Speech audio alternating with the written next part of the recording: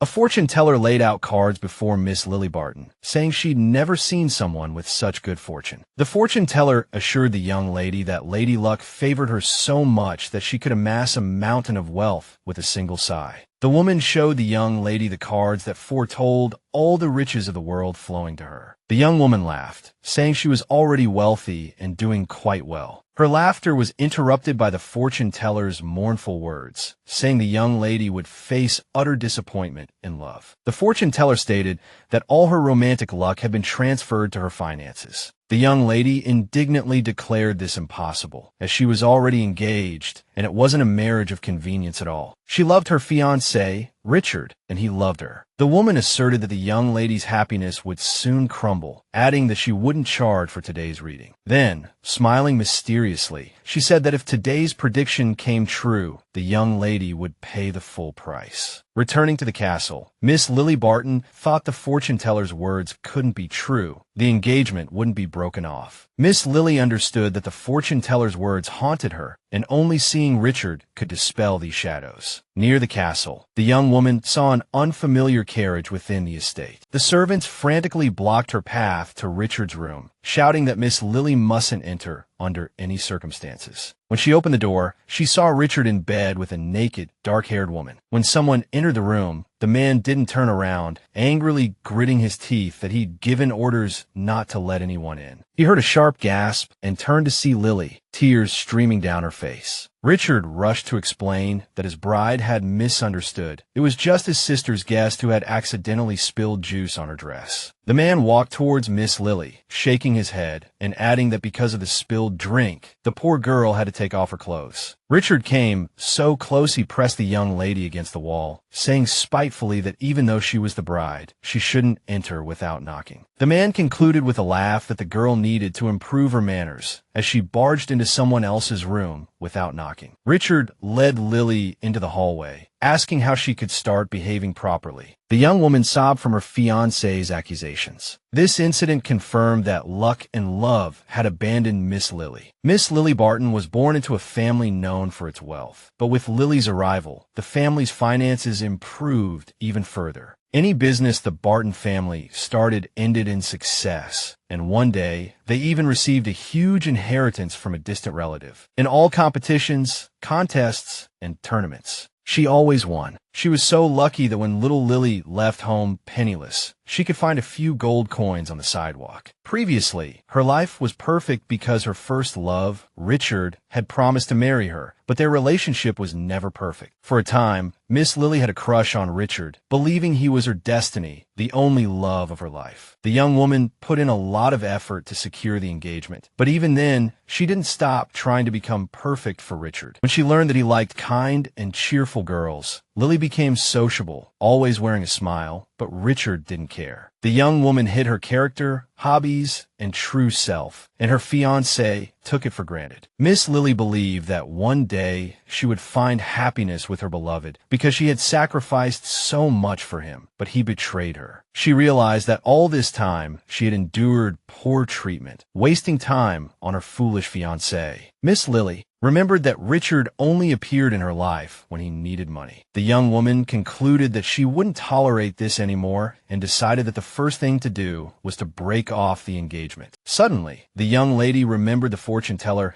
saying she wouldn't charge for the prediction, but if it came true, Lily would pay the full amount. The young woman decided she needed to go to the bank, then opened her wardrobe and realized it also needed updating. All the clothes were chosen according to Richard's taste and preferences, but none of these dresses were truly to Lily's liking. Knights Francis and Malik knocked on Miss Lily's door. They were knights serving the Barton family. The knights rushed to express their deep concern for the young lady, saying they hadn't seen her for about a month, and she had grown thinner. The young woman apologized for worrying them and awkwardly asked how her brother and parents were doing. Malik said they weren't there, and Miss Lily decided she needed to apologize to them for neglecting them because of Richard. The young woman announced to the two knights that they must accompany her out of the castle to take care of a few things. Miss Lily, from an extremely wealthy and prestigious family, encountered enthusiastic gazes from passers-by along the way, all admiring her beauty. After visiting a few shops, the young woman told Francis and Malik that they still needed to go somewhere else. As the front door of the dimly lit shop creaked open, the robed woman inside said she wasn't open yet. Just then, a gold coin fell from the money pouch on Malik's shoulder and landed on the fortune teller's table. The woman was extremely surprised by the money, and Miss Lily explained that the fortune teller had been correct and deserved proper compensation. Then the young woman sat down at the fortune teller's table and asked her to read her romantic fortune again. After laying out the cards for Miss Lily, the woman said it was the first time she had seen someone's fate change so drastically within a month. The fortune teller added that the cards foretold a new romance for the young woman with a young nobleman of high birth. The young woman immediately asked if he would be unfaithful, and the fortune teller replied that the cards couldn't reveal that. She added that this romance was just another cycle in Miss Lily's destiny. The fortune teller advised Miss Lily to go west today, as something good would happen. Miss Lily went to another clothing and accessories boutique and, pointing at a few items, said she didn't need them. Then she handed the clerk a check, declaring that she would buy everything else in the store. Miss Lily walked out of the shop satisfied, sighing contentedly about the pleasure of buying clothes she liked. When Miss Barton appeared before the knights in her new attire, Frances couldn't help but compliment her outfit. Malik said his companion had strange taste, and Miss Lily asked the knights if they were tired of waiting. The two knights said it was their honor, so Miss Lily asked them to wait a little longer while she bought gifts for her family. Suddenly, a shop assistant asked Miss Barton in a delicate voice what she should do with the outfit she had been wearing. Lily's gaze flashed back to the memory of Richard having her try on the outfit, claiming it suited her best. Miss Lily angrily said to burn the clothes, and then turned and got into the carriage. While selecting gift boxes in the shop, Miss Barton concluded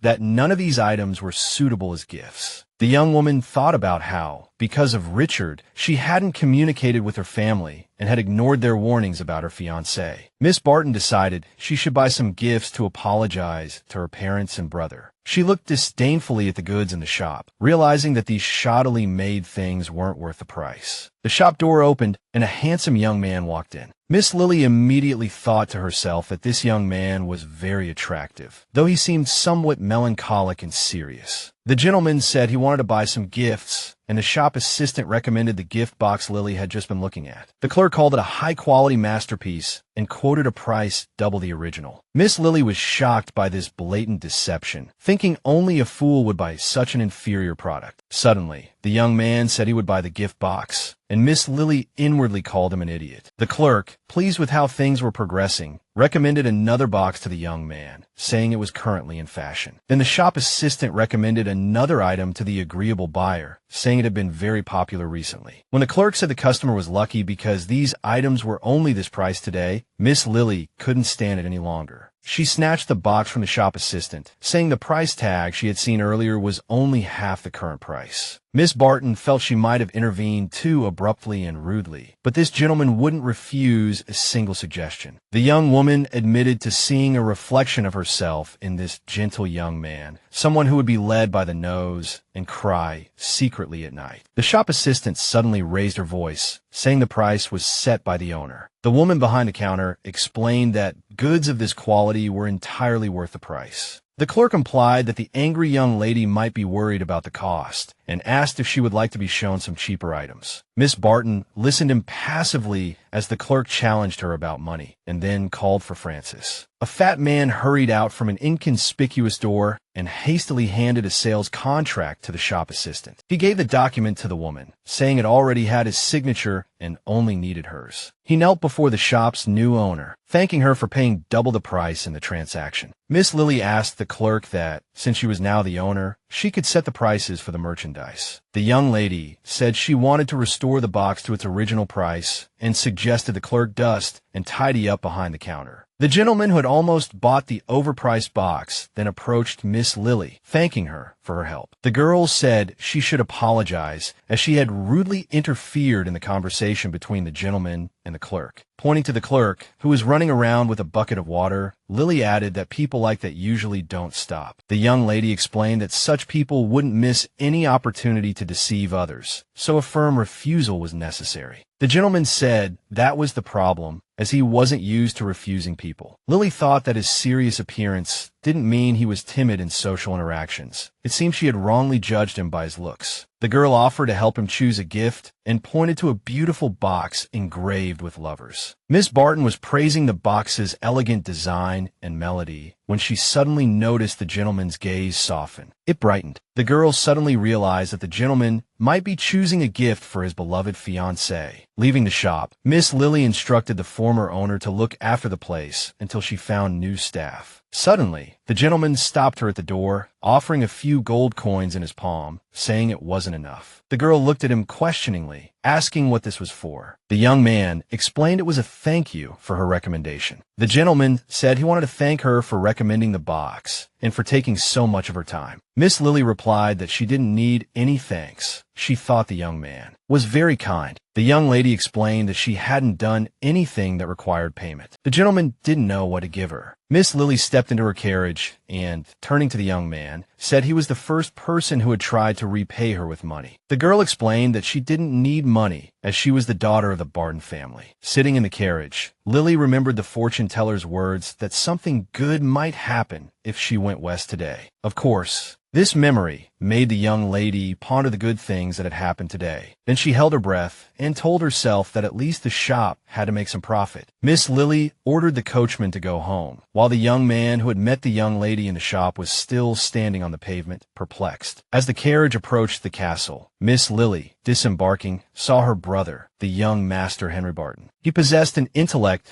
that couldn't be found anywhere else in the entire empire, and he was also very caring. During their childhood, this brother had taken the place of the girl's perpetually busy parents, looking after her and playing with her. Henry had always been worried about his sister, even postponing her entry into the academy because Lily was afraid to be alone. Until she fell in love with Richard, her brother had always been by Miss Lily's side, taking care of her. Her brother descended the steps, asking Lily if she realized how worried the family had been. Master Henry explained that his sister had come home crying and hadn't left her room for a month. Henry noticed a carriage loaded with numerous parcels and shopping boxes. Her brother asked if Lily had bought another pile of things to please that good-for-nothing fiancé, but she replied that these were all for herself. Miss Lily then apologized to her brother, saying she had been acting like a foolish girl, not listening to anyone and making them worry. Looking into her brother's eyes, Lily said that during that time, she had done many terrible things because of blind love. He had been on bad terms with Richard from the beginning. He didn't like his sister's fiancé. Once, the young master had told Miss Lily that he didn't like the man she had chosen because he could see that one day he would break her heart. At the time, she had been very angry, disappointed in her family, and had left, thinking that no one understood her. Now Lily realized that her brother had been the only one who genuinely worried about and cared for her, no matter what. Miss Lily, realizing that because she had been preoccupied with her lover, she had neglected her family's love for her and herself, couldn't help but smile. The next day, Henry, talking with his sister in the living room, asked what had happened a month ago. Miss Lily wanted to be honest and open with her brother, but she couldn't find the words to describe what had happened. She asked to discuss the topic another day. Her brother, seeing something was wrong from his sister's gloomy expression, asked if Richard had done something, adding that he tolerated him only because his sister had feelings for him. The man assumed Lily would defend her fiancé, but the girl responded negatively. She explained that her brother's words had come true and a serious quarrel had occurred between Richard and herself. The girl didn't want to talk about it immediately, as she hadn't made a final decision. After gathering her thoughts, Lily announced her desire to break off the engagement. Henry was shocked by his sister's decision. The girl said it wouldn't be difficult, as the Barton family had taken care of all the wedding preparations. Lily explained to her brother that she and Richard had quarreled, and she was certain she would be unhappy if they married now. She said she wanted to pause the wedding preparations. Henry didn't object. Her brother said that in this case, he had to consult with the Marquis, and he stood up from the sofa, preparing to leave. His sister stopped him, saying she wanted to talk to Richard and his parents personally. So her brother sat down again, and Lily felt this was a somewhat awkward conversation, as it had been a long time since she had spoken so openly with Henry. The girl remembered she had prepared something for her brother. When he opened the gift, he saw a beautifully designed box. Her brother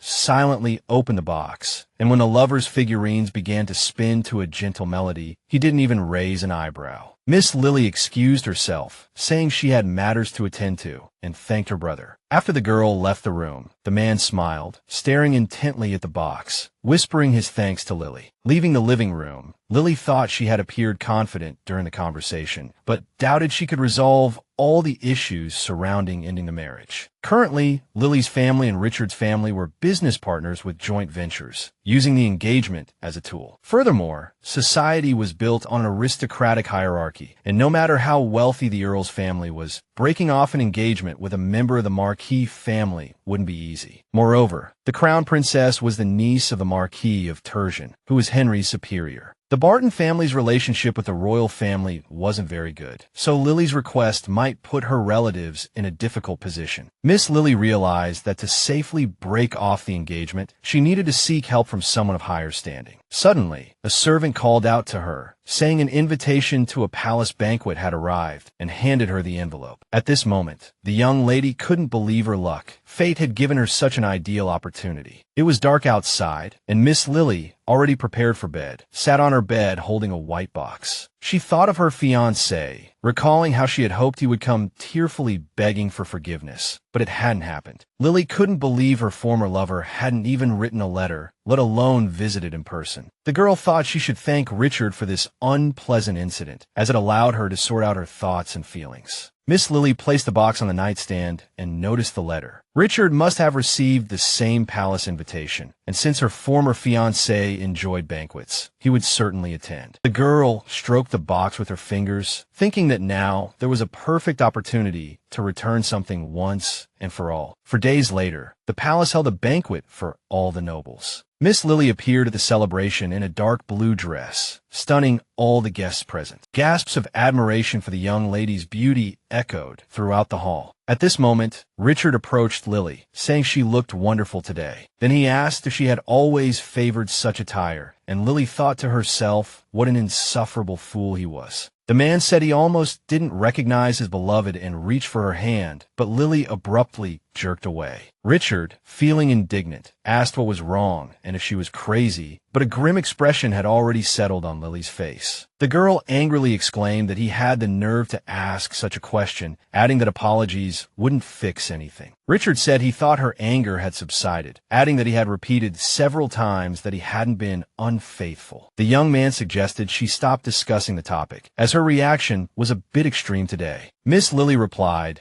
that Richard was both shameless and without conscience, and promised to leave once she returned something to him. At this moment, whispers rippled through the crowd that Ivanshin had appeared at the banquet, despite his long absence from such events. Some guests noticed the young lord had arrived alone, without an aide, and some said they were afraid to approach him. One guest reminded the others that the second son of Duke Ivanshin wasn't known for his friendliness, especially given the unsavory rumors circulating about him. Rumor had it that Karhan Ivanshin had overthrown his elder brother, the rightful heir, and taken his place. Lily couldn't make out young Master Karhan's face, then remembered she was there for someone else. The young woman turned back to Richard, who was calmly greeting acquaintances at the banquet. One of these acquaintances turned out to be Marquis Tertian, who apologized to Miss Barton, saying he hadn't recognized her at first. The Marquis complimented Lily on her appearance, saying she looked especially lovely. Richard, adding that his fiancée was indeed a vision of beauty, put his arm around her. Lily inwardly cursed her shameless former fiancé.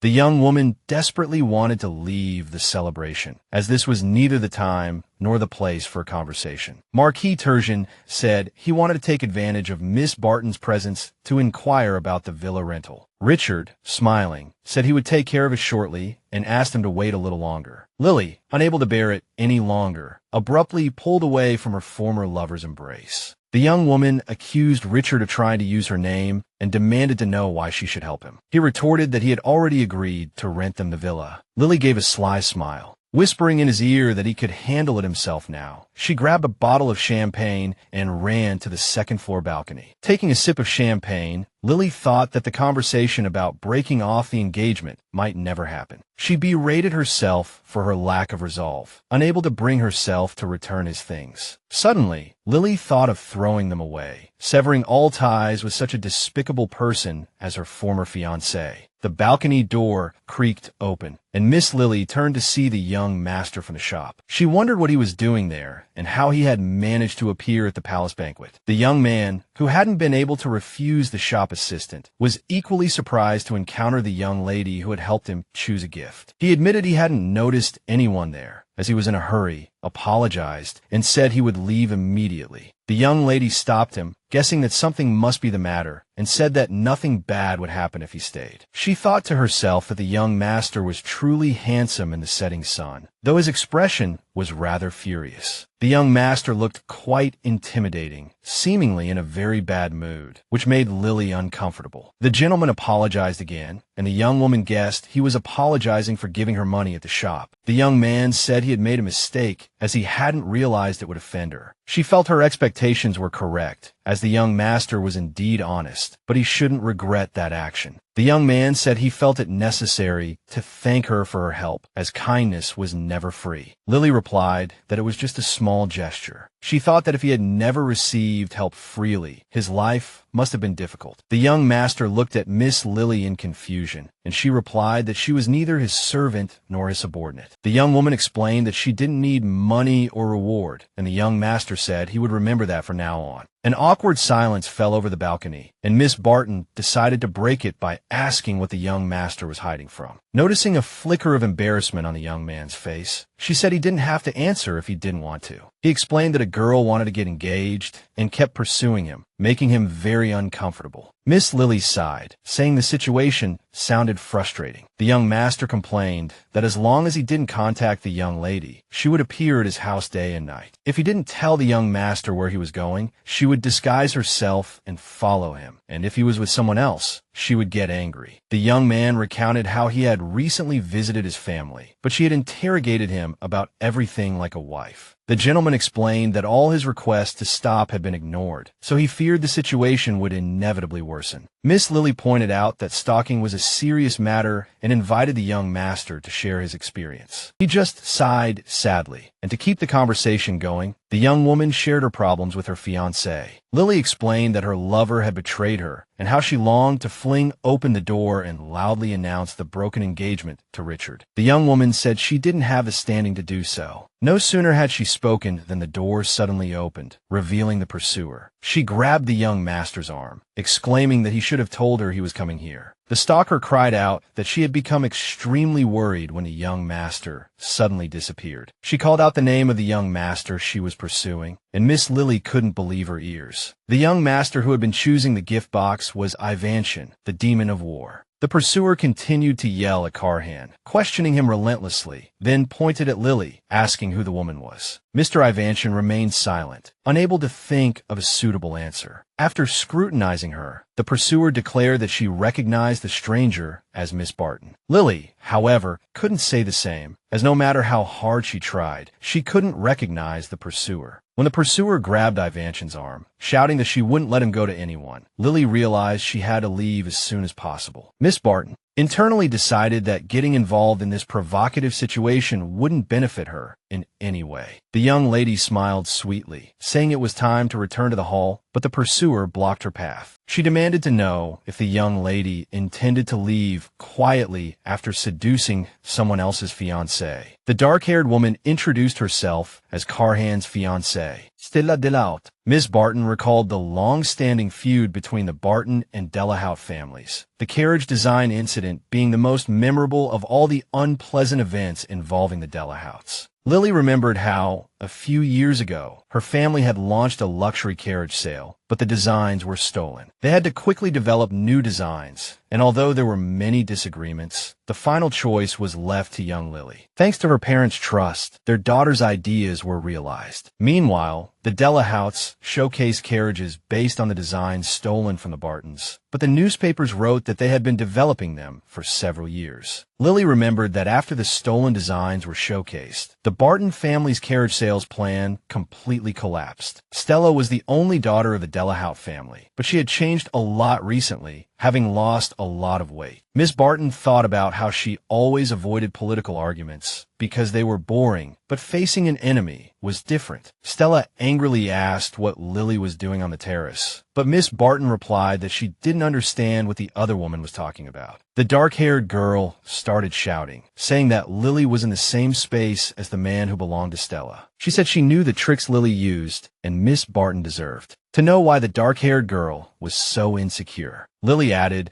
that if Stella were confident in herself, she wouldn't suspect everyone around her without reason. The dark-haired girl was shocked by Miss Barton's insolence, pointing out that Stella had barged into someone else's resting place without any proof. Lily, remembering how she had caught her fiancé cheating a month ago, sarcastically remarked that Stella hadn't even caught them kissing. Yet she was already suspicious. Lily sarcastically addressed Stella as the bride-to-be, adding that almost no one knew about her engagement. Miss Barton asked why Miss Delahout was so worried, implying that she might simply not trust Ivantian. Lily said that if that were the case, she could understand why Stella had barged in so suddenly. The dark-haired girl glanced sideways at Ivantian and started stammering that it wasn't like that Lily was exaggerating. Miss Stella looked at Carhan's impassive face and asked if he was angry with her. Miss Barton occasionally added fuel to the fire, saying that it seemed the bride didn't trust her groom. Then the dark-haired girl knelt before her lover, shouting that she would leave first, that she was ashamed. Miss Stella yelled that it was definitely not because she didn't trust the young master, and then ran away. When the dark-haired girl disappeared from sight, the young man looked at Miss Barton in surprise. She asked with a straight face whether the young master expected her to remain silent when provoked into an argument. Carhan said that Miss Barton had acted confidently and added that she was envious. The young lady initially thought it was sarcasm, finding it hard to believe that the only son of Ivantian, famous among the upper nobility, would be envious of an earl's daughter. On the contrary, the one who should be most confident in himself was Carhan Ivantian. The man explained that it was far from enough, as he himself understood that he wouldn't be a worthy heir. Carhan explained that he knew what people whispered behind his back, saying that he was cruel and ruthless, capable of destroying his own brothers to become the heir. Lily was surprised by this, as she had a good impression of the man when she first met him in the shop. Her perception differed from the rumors. Carhan seemed like a well-mannered person who hadn't even hinted at his noble status in the shop. During the girls' argument on the terrace, he was like a cute little teddy bear caught between two giants. Lily sadly lowered her eyes, as she felt that unlike the young master, she had given the wrong impression. Suddenly, the man asked if she was afraid, and she asked, puzzled, why she should be afraid. Carhan had just begun to explain that everyone thought he was mean when Lily interrupted him, saying it didn't matter what others thought. Looking at the young master, the young lady thought that no matter how serious he seemed,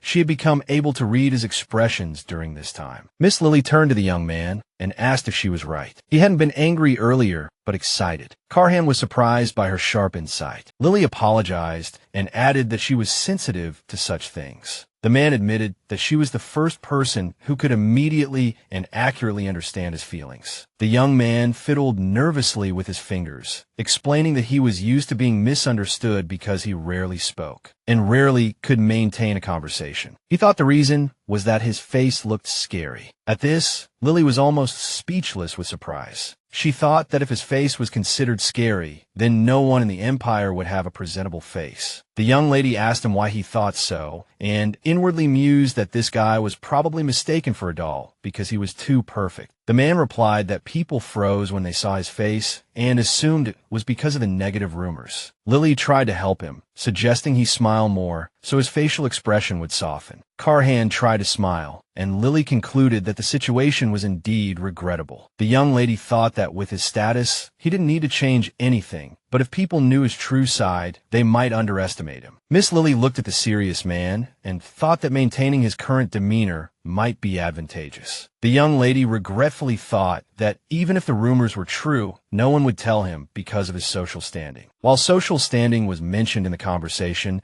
a brilliant idea suddenly came to her mind, one that could dispel the rumors that frightened the man. Lily approached him and said she would help him, and in return, he needed to make a deal with her. The young lady said that by joining forces, they could dissolve the engagements that troubled them both. The young man didn't understand what kind of deal the young lady was talking about. She said she wanted to get rid of her fiancé. Lily guessed that Richard wouldn't want to marry the stalker either. The young lady said she had known Stella Delahout for a long time, so she could say with certainty that her obsession would only deepen. She explained that after marriage, the crazy stalker would even monitor the young master's breathing. This made the man very uncomfortable, but he tried to restrain himself, saying that things weren't that simple. Miss Lily said she didn't expect him to answer immediately and would give him time to think it over. Leaving the terrace, the young lady suggested they meet 3 days later at 2 p.m. at the Central Clock Tower on Layson Street. When Miss Lily returned to the hall, Francis and Malik surrounded her, vying to ask how things had gone. The young lady replied that the celebration had gone well, but there were some issues, and she gave Richard a meaningful look. Francis asked what dared to disturb his beautiful master's rest, but Malik stopped him, saying it wasn't the time to cause trouble. Miss Barton said everything was fine and not to worry. She added with satisfaction that she had already thought of a way to retaliate. Then she looked at her former fiancé laughing and talking with acquaintances and smiled mischievously. The next day, Miss Lily woke up with a terrible headache, thinking she would never drink again. The terrible hangover thoughts were interrupted by a maid's knock, who said Mr. Henry had ordered something to be sent. She entered the room, carrying a tray of thick soup, and Miss Lily was very surprised by her brother's actions. She had thought there would be some awkwardness after their conversation, but Henry forgave his sister and continued to care for her. The young lady asked the maid to convey her thanks to her brother and said she enjoyed the meal. The young lady thought it would be a good idea to apologize to her brother, and maybe they could get along like they used to. Then she resolved in her heart that for the sake of her family, she would find a way to peacefully break off the engagement. For this, she needed Mr. Ivanshan's status. If Lily used Carhan as a shield, then even Richard wouldn't dare to confront an Ivanshan. In exchange, the Barton family would offer wealth the Delahout family couldn't even dream of. The young lady thought it was a fair exchange, so there was no need to feel guilty towards the Delahout family. Lily stretched contentedly, thinking that first she needed to get Carhan's agreement. Though making such a deal was like winning the lottery. 3 days later, at the appointed time, a magnificent carriage stopped near the clock tower. Miss Lily sat in the carriage, thinking that with about an hour left before the meeting, she had time to deal with some nearby business. Outside the carriage window, amidst the bustling crowd in the square, Lily noticed a familiar figure. It was Mr. Carhan of Antioch. The young woman initially thought it was a hallucination, as nobles usually arrived later than the appointed time. Considering the young master to be an extremely cautious person, Miss Barton asked the carriage to stop. As she stepped out of the carriage, Lily regretfully concluded that she would have to postpone her errands. Suddenly, a passerby accidentally knocked over a bag of apples, scattering them across the square. One of the apples rolled to Mr. Carhan's feet. He picked it up and offered it to the old man who was gathering the fruit back into the bag. The old man was initially pleased, but then suddenly cried out, falling to his knees and begging him not to touch the fruit, as it was his family's food for the day. The people in the square began to whisper amongst themselves, discussing what was happening. In their eyes, a noble lord was taking food from an old man. They were astonished by the lord's apparent lack of compassion, and he appeared quite fierce amidst the crowd. Miss Lily, among the crowd, saw the young master's calm reaction to the public's misunderstanding. The young woman concluded that this didn't mean he was completely indifferent, but rather that he was entirely resigned. After the old man with the apple hurriedly retreated, Lily approached Carhan and asked why he had arrived so early. The young man replied that it was just in case, and Lily, understanding that he was looking for opportunities to help others, couldn't help but smile. Even knowing he wouldn't be understood, he continued to help others, meaning he wasn't flaunting his power like other nobles. Lily realized Carhan was kind by nature and wondered how he had managed to hide his true self for so long. The young woman lied, saying she had also arrived early due to some business nearby, but it had been suddenly canceled. Miss Barton suggested that talking here wasn't convenient and proposed they move elsewhere. Young Master Carhan was surprised by Miss Lily's suggestion, but he didn't object. Lily and Richard entered a cozy cafe and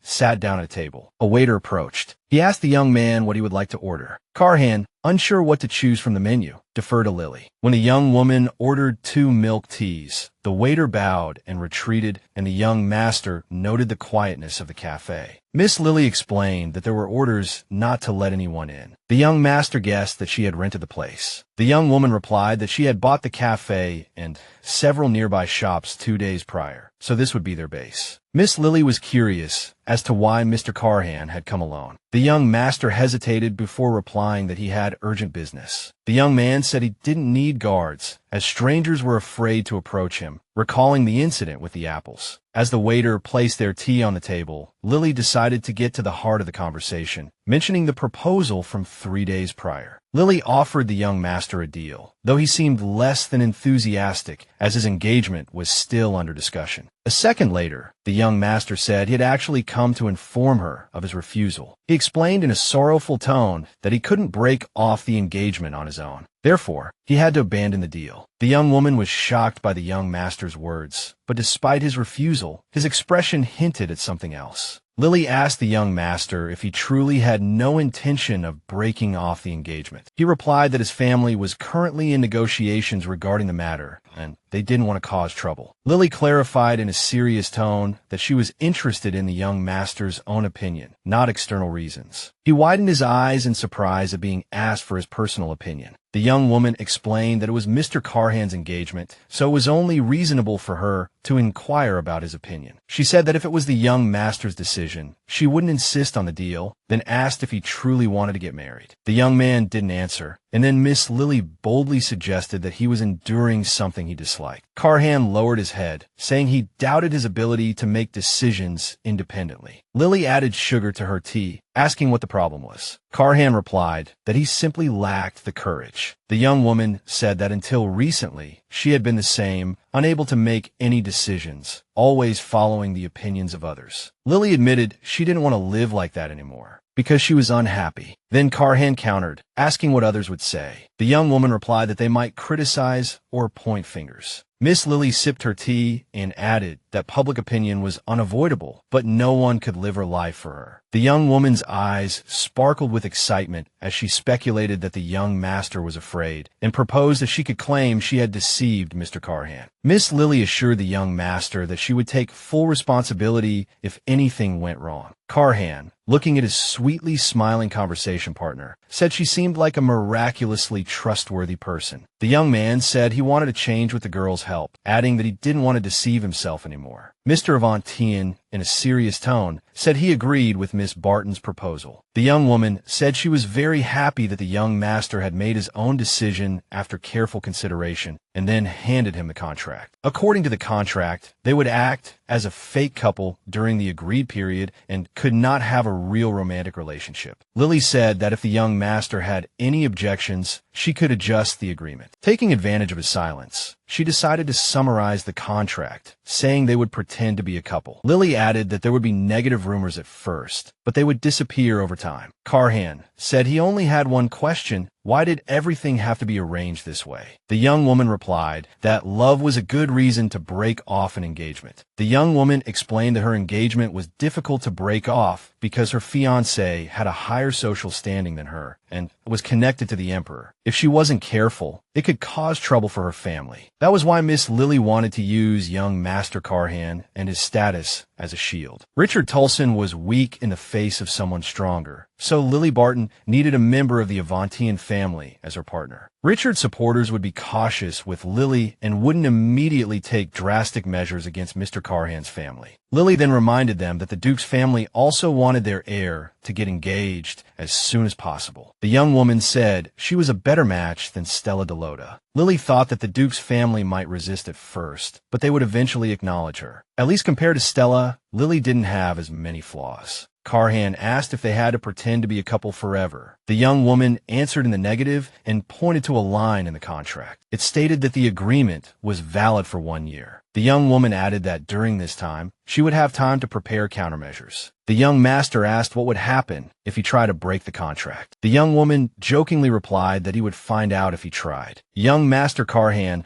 responded with a laugh that he would sign the contract. The young master carefully wrote his initials and signature on the paper. The young woman mentioned that there might be additional gossip in society. Lily explained that a couple couldn't just suddenly appear, so they needed to say it was love at first sight. She solemnly declared that from this moment on, they would act as lovers, with Karhan being responsible for status and her for wealth. The young master sighed softly and said with a small smile that he would do his best. The Duke's son and the Earl's daughter rejoiced at the signing of the contract, unaware that their fake relationship would cause an uproar in the Empire. The young woman was relieved that the contract was signed, but she looked at the person opposite her, enjoying the delicious tea. Her heart skipped a beat as she thought about how society would begin to underestimate Karhan once they knew his gentle nature. People didn't know the young master. Lily had the opportunity to use him as a shield, but her conscience wouldn't allow it. Lily said that since the young master had signed the contract, she wanted to help resolve the misunderstandings caused by his appearance. Karhan was very surprised that Lily remembered what he had said before. She replied that she couldn't forget because she had made a promise in her heart. Miss Barton thought she would look after those who approached Avantian with impure motives. The young woman suggested that the young master go shopping for new clothes and change his style so that people would find him more approachable. Karhan agreed. They left the cafe and came to the square with many shops. Lily asked if he had any preferences. The young master replied that he didn't. The young woman laughed and guessed that the young master's wardrobe was full of clothes of this color. Karhan was surprised. Lily thought it wasn't difficult to guess, as she had only ever seen him wear this color. Miss Barton reminded the Duke's son that their contract included a clause about their image as lovers and asked him to come with her. Karhan was taken aback for a moment, but still walked towards the young woman. Suddenly, a man's voice called out to Lily. Miss Barton turned around and saw her former fiancé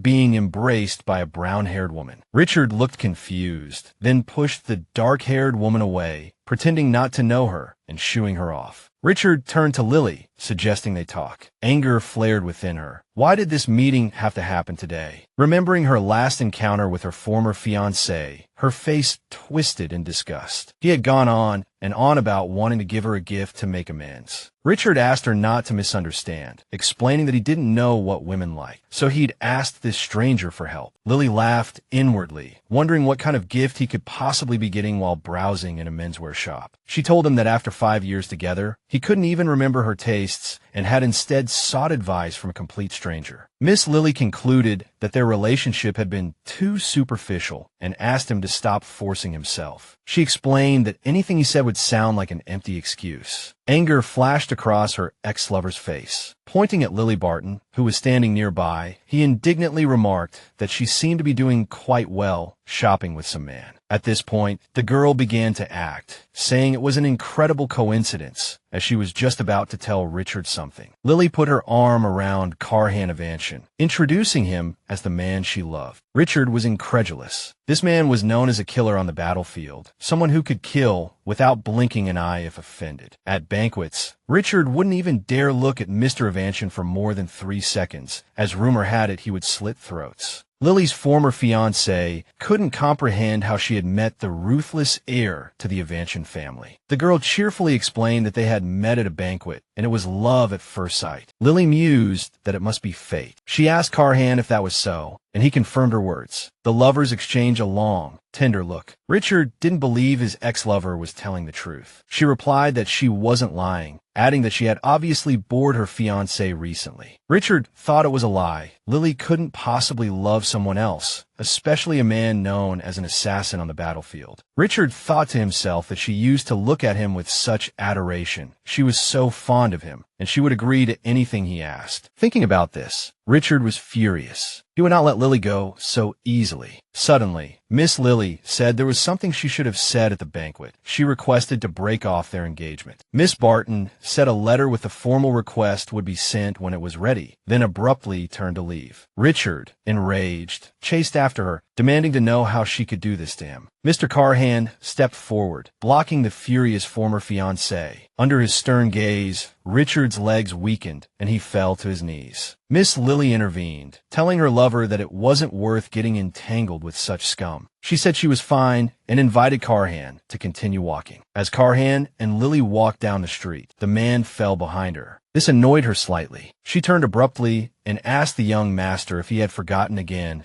that he should be walking beside her. She said she hadn't expected to run into Richard and asked Mr. Avanshan if he was very bothered by the incident. He replied that it was an instinctive reaction. Because Richard had reached out to grab her, he hadn't paid attention to his positioning. She thanked him for his help, then said with a smile that he still needed more practice. Mr. Carhan asked if the situation had been that bad. Lily replied that his first performance had been excellent. Richard had completely believed it. She looked at the young master, thinking that Richard's appearance had indeed been unexpected for him. From a moment they encountered Lily's former fiancé, Mr. Avanshan seemed to have inwardly crumbled. Fortunately, his serious expression masked everything, but at this rate, it was only a matter of time before their deception was discovered. Lily Barton wondered how the young man had managed to hide his true nature for so long. Richard, furious, needed strong liquor to drown his sorrows. Sitting in a bar, he cursed Lily, calling her a shameless liar because she couldn't possibly love anyone but him. Under the influence of whiskey, he stumbled down the street, repeating to himself that he was Lily's only savior. He thought about how he was the heir to the Marquis of Tulsen. His father held a high position in the royal palace, and the palace had long been his playground. But one ordinary day, his life had changed. He saw a girl faint in the garden and called a doctor to help. The next day, the stranger came to see Richard in person. She turned out to be the younger sister of the Earl of Barton. He didn't understand why she had come. Richard wondered if she was there to thank him or if she wanted to stay in touch. Afterward, he glanced at the guest, finding her not to his taste. The girl beckoned to her accompanying knight, who placed a tray on the table laden with jewelry boxes. Miss Barton said it was a reward for saving her life. When Richard opened the boxes, he saw a multitude of gold ornaments inlaid with precious stones. Stunned by the sight, he pointed to one of the boxes and asked if the necklace was worth the equivalent of 3 magazines. Having received an affirmative answer, Richard noted that the Barton family gave such a generous reward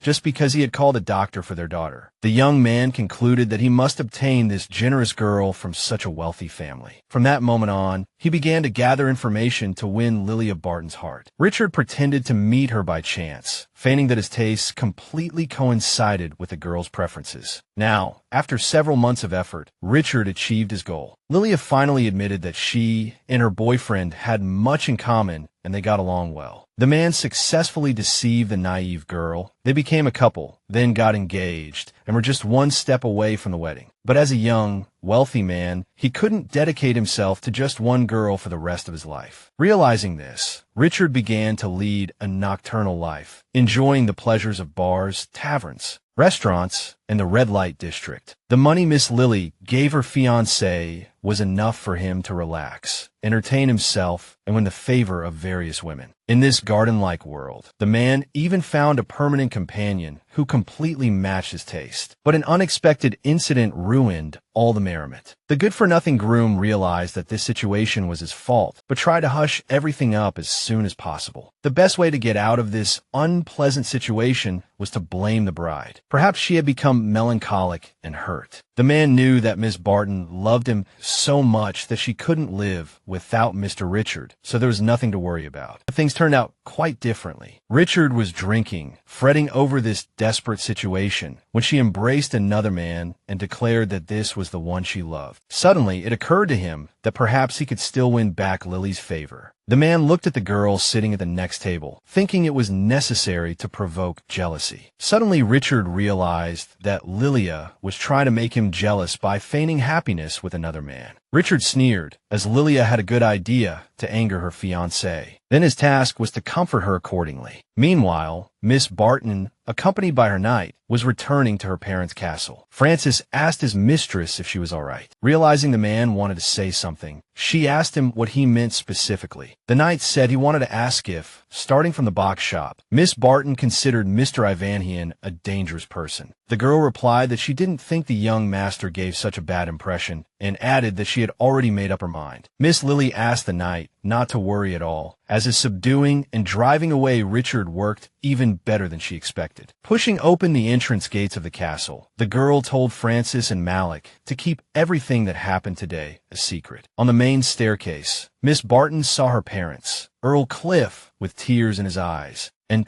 Countess Violetta. A moment later, Earl Barton ran down the stairs, exclaiming that he was glad to see his daughter, as he hadn't even had time to see her before she left. The man ran up, expressing his displeasure at his daughter's thin appearance, and then asked why she hadn't left her room for a month. The Earl, still unable to calm down, hugged his daughter, examined her, patted her cheeks, and asked if she was eating enough, what she ate, and how much. This interrogation was interrupted by the Countess, who invited Lilia and the Earl into the drawing room for a conversation. Upon entering the drawing room, the girl quietly asked her father to sit beside her. Violetta Barton asked what had happened between Lily and Richard. The lady sternly stated that the wedding was approaching, and it was unacceptable for the bride to lock herself in her room because of a minor quarrel. The Countess said that having a fit once or twice was all right, but provoking a conflict again was too much. She asked what the girl was thinking, while Lilia was pondering whether she should confess now that her fiancé was having an affair. The girl sadly concluded that she couldn't do it now, because if her family found out, they would want to see Richard. Lilia had just made an agreement with Mr. Ivanhian, and now she couldn't confront the Tulsi family unprepared. The girl announced aloud that she wanted to talk in front of the whole family, including her brother. Then she turned to her parents and sincerely apologized for the trouble her theatrics and unreasonable behavior had caused them. Miss Lilia believed she had to apologize to her parents more than once and loudly declare her demand to break off the engagement. Her parents were shocked by these words, but their daughter added that this wasn't just a whim, but a necessary measure. The Countess, smiling, asked if Lilia was truly all right now, if what Henry had said was true. The girl, though somewhat embarrassed, replied that everything was fine. She had simply fallen in love with someone else. The Earl and Countess, having heard this news, chewed over these words for a while, then turned to each other, exchanging indignant glances. They eventually concluded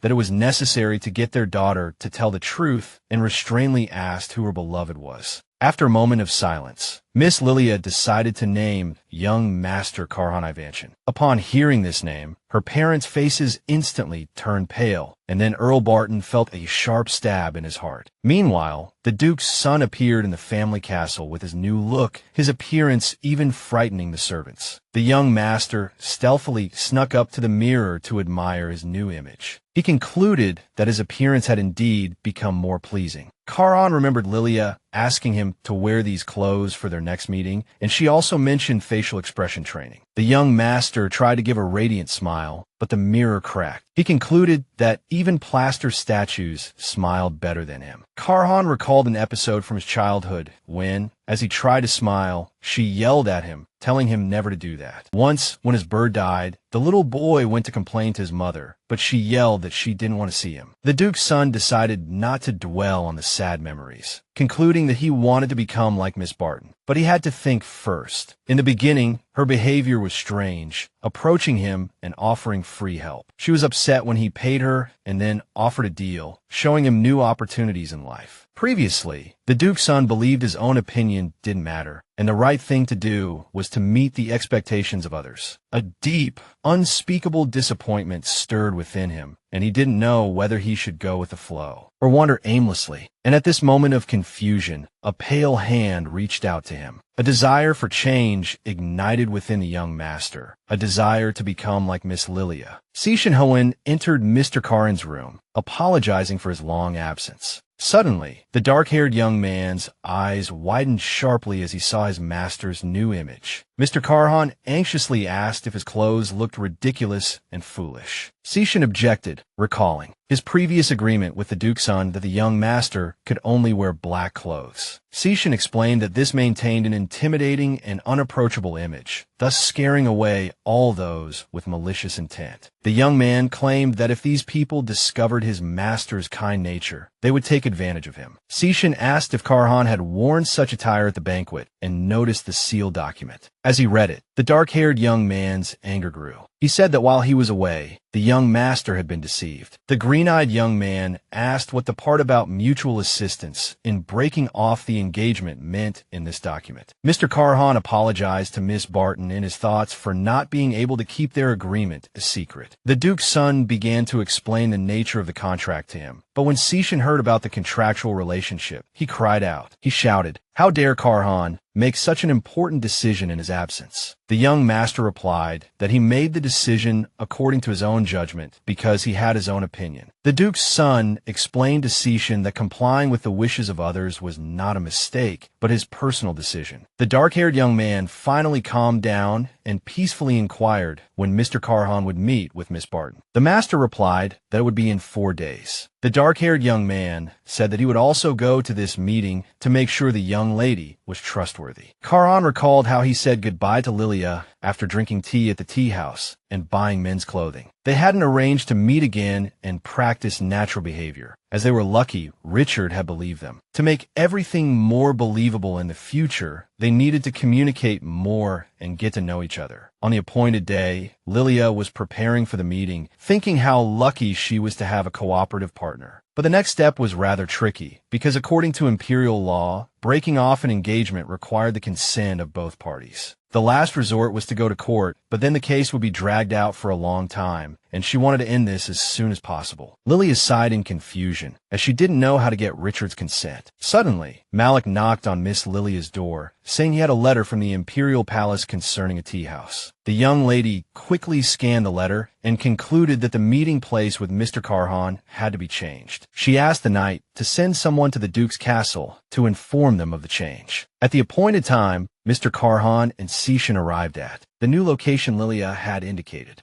The young lady greeted them, but noticing an unfamiliar face beside the young master, she inquired who he was and whether he could be trusted. The Duke's son explained to Miss Barton that this was his aide, and he trusted him completely. Mr. Ivanchin apologized, regretfully stating that due to his oversight, he had violated the terms of the contract. The young lady glanced at the young master's aide and found him looking at her with disdain and boredom. Miss Barton said it was all right and, gesturing to the guards, added that they were also aware. Miss Barton introduced herself and extended a hand to her new acquaintance, who gave his name and shook her hand in return. Everyone present was stunned by this scene. As Sishin casually surveyed the meeting room, he noticed the simple, old furniture and wooden crates all around. Sishin exclaimed that this was too disrespectful to them. Mr. Karhan tried to appease his aide. Miss Lilia simply smiled and apologized for the sudden change of venue. The young lady explained that she had received a letter from the Imperial Palace before the meeting, stating that the tea house was to be rebuilt. Lilia explained that the tea house area had been cordoned off, but she had received a large sum of compensation. Sishin was extremely surprised by this, and Miss Lilia explained that there would be more such instances in the future, as she was quite lucky. Miss Barton invited her guests to sit, explaining that the venue was chosen in haste and there weren't even any refreshments prepared. The lady turned to the indignant Francis and asked him to fetch some drinks. Miss Lilia suggested getting straight to the point, but was interrupted by Karhan's aide, who said he had something to say. The dark-haired man cleared his throat and requested the contract be dissolved, as Lord Karhan disliked being involved in troublesome matters. Sishin said he didn't know the young mistress's true intentions and asked if she could refrain from interfering in Lord Karhan's affairs. The young lady thought to herself that the green-eyed man seemed more like a guardian than an aide. The young lady asked the young master if he was truly afraid of associating with others. She said that as his aide, he should be aware of the rumors surrounding his master. Miss Lilia sternly asked whether the request to dissolve the contract was Mr. Ivanchin's personal wish or Seishin's. She said she could understand if the aide had objections to the terms of the contract. The young lady even understood if the man questioned whether the Lord truly wanted to be involved in this dubious affair. However, he was worried that Mr. Ivanshin's true nature would be exposed to those around him. Seishin was using the rumors as a shield, building a wall between his master and those around him. Avoiding contact with others inevitably led to isolation, which seemed like a good option now. Lilia, pondering that this was indeed convenient, asked aloud if his master truly wanted to be alone for the rest of his life. Miss Lilia stated that the rumors and gossip would only get worse, but the culprit would never be denied like he was now. The dark-haired young man felt he was protecting Lord Karhan, someone he had met on the battlefield. He was someone who bore losses easily and tried to take care of others, even in harsh conditions. There was a time when Seishin, wounded in the leg, collapsed in the middle of the battlefield, believing his death was certain. The enemy raised their sword to kill the wounded man, but the Duke's son blocked the blow. He was the only one who risked his life to save the green-eyed man's life. Therefore, when Lord Karhan became the heir to the Duke, Seishin believed he should prevent all possible dangers in advance. Suddenly, the young master patted the dark-haired young man on the shoulder, thanking him for his concern. He declared that he had relied on his aide for too long and would make his own decisions from now on. Tears welled up in the aide's eyes, and the master apologized if he had been a bad superior, saying he was trying to change. Seishin, unable to control his emotions, burst into tears, admitting he was wrong and that everything he had done so far was for him. Francis cheerfully announced his return, but seeing the sorrowful faces, he asked Malik what had happened. He explained to his companion that their young mistress had betrayed someone again, and Seishin bowed respectfully to Miss Lilia. Thanks to Francis, Lilia felt she could now broach the main topic of the meeting. The table where Miss Lilia and Mr. Karhan sat was laden with drinks and refreshments. The young woman suggested they chat casually while having some refreshments. The young man promptly reached for a cup of tea. Miss Lilia offered sugar and milk, mentioning she remembered him taking his tea with milk the last time. Seishin interrupted the conversation, indignantly stating that his master didn't have a sweet tooth at all. Lilia was quite surprised, as she had personally witnessed Karhan enjoying tea at the cafe, remarking on how delicious it was. The young woman said that was why she assumed the young master liked sweet things. The Duke's son shyly admitted that he did, in fact, enjoy sweets. This shocked Seishin, who indignantly asked his master when his taste had changed. The young master replied that it was quite simple. No one had ever offered him such things before. Karhan's aide exclaimed that it was unbelievable. He had served his master for years without knowing his preferences. Seishin asked Miss Barton how she had figured it out, to which she replied that it was written all over Mr. Ivanshin's face. The dark-haired man scrutinized his master's impassive face and asked the young woman if she was joking. Miss Lilia, instead of answering, smiled and said that since they were now on the same side,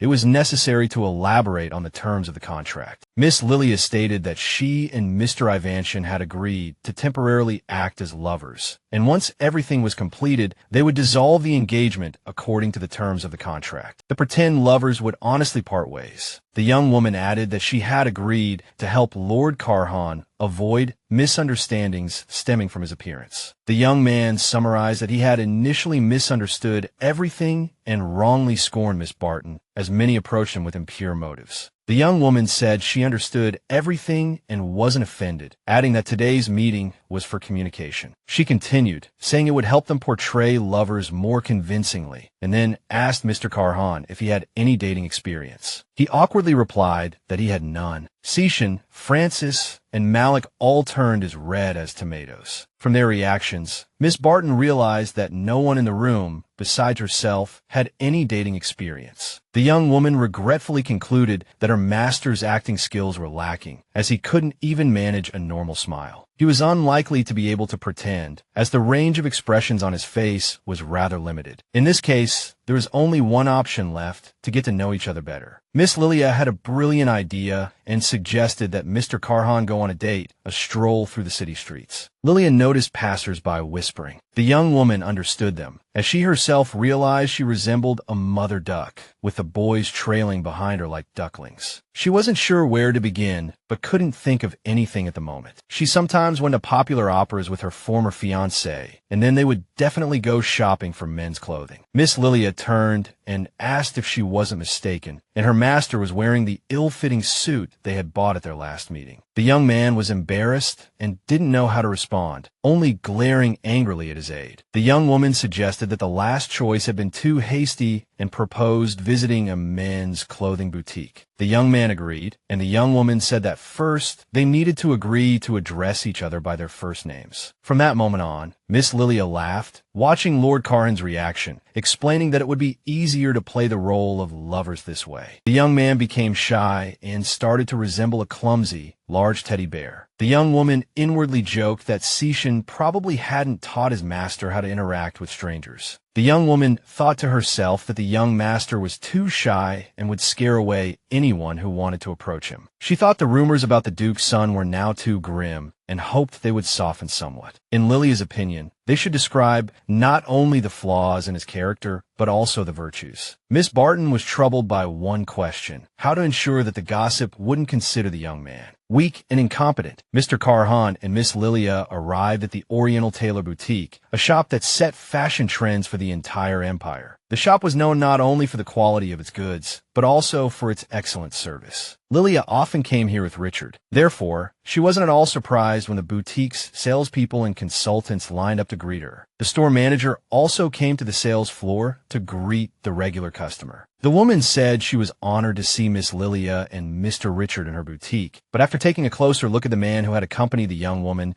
she was surprised to realize she had made such a foolish mistake in her 10 years of work. After apologizing, the manager decided to continue the conversation as naturally as possible and offered to consider new ribbon products. The woman then offered to assist if Miss Lilia needed help selecting specific items, but the girl politely declined, smiling. She said she wanted to look at all the merchandise slowly on her own. The manager nodded in response, wished her a pleasant shopping experience, and returned to the sales and consultant team. The woman whispered to the saleswoman next to her that the man who had come with a regular customer seemed strange. The saleswoman agreed, adding that the customer's appearance was quite intimidating compared to Mr. Richard. The manager responded that he didn't look like an ordinary person and advised caution around him. Miss Lilia looked at many different items, asking the Duke's son, Carhan, for his opinion on almost everyone. The manager noticed this, thinking how could one ask a man whose expression never changed for advice about clothes. The woman didn't show her thoughts and continued to smile, observing the man's face herself, feeling as if he looked like he wanted to kill someone. She thought his expression was too severe for someone simply choosing men's clothing. Lilia picked up a green coat with orange trim and showed it to Carhan, asking him what he thought. He remained silent. The girl added that he shouldn't be shy, as she wanted to know his true tastes and preferences. Then the man admitted that clothes with such a color combination were too bright and flamboyant for him. The girl looked at the coat doubtfully, explaining that it was considered fashionable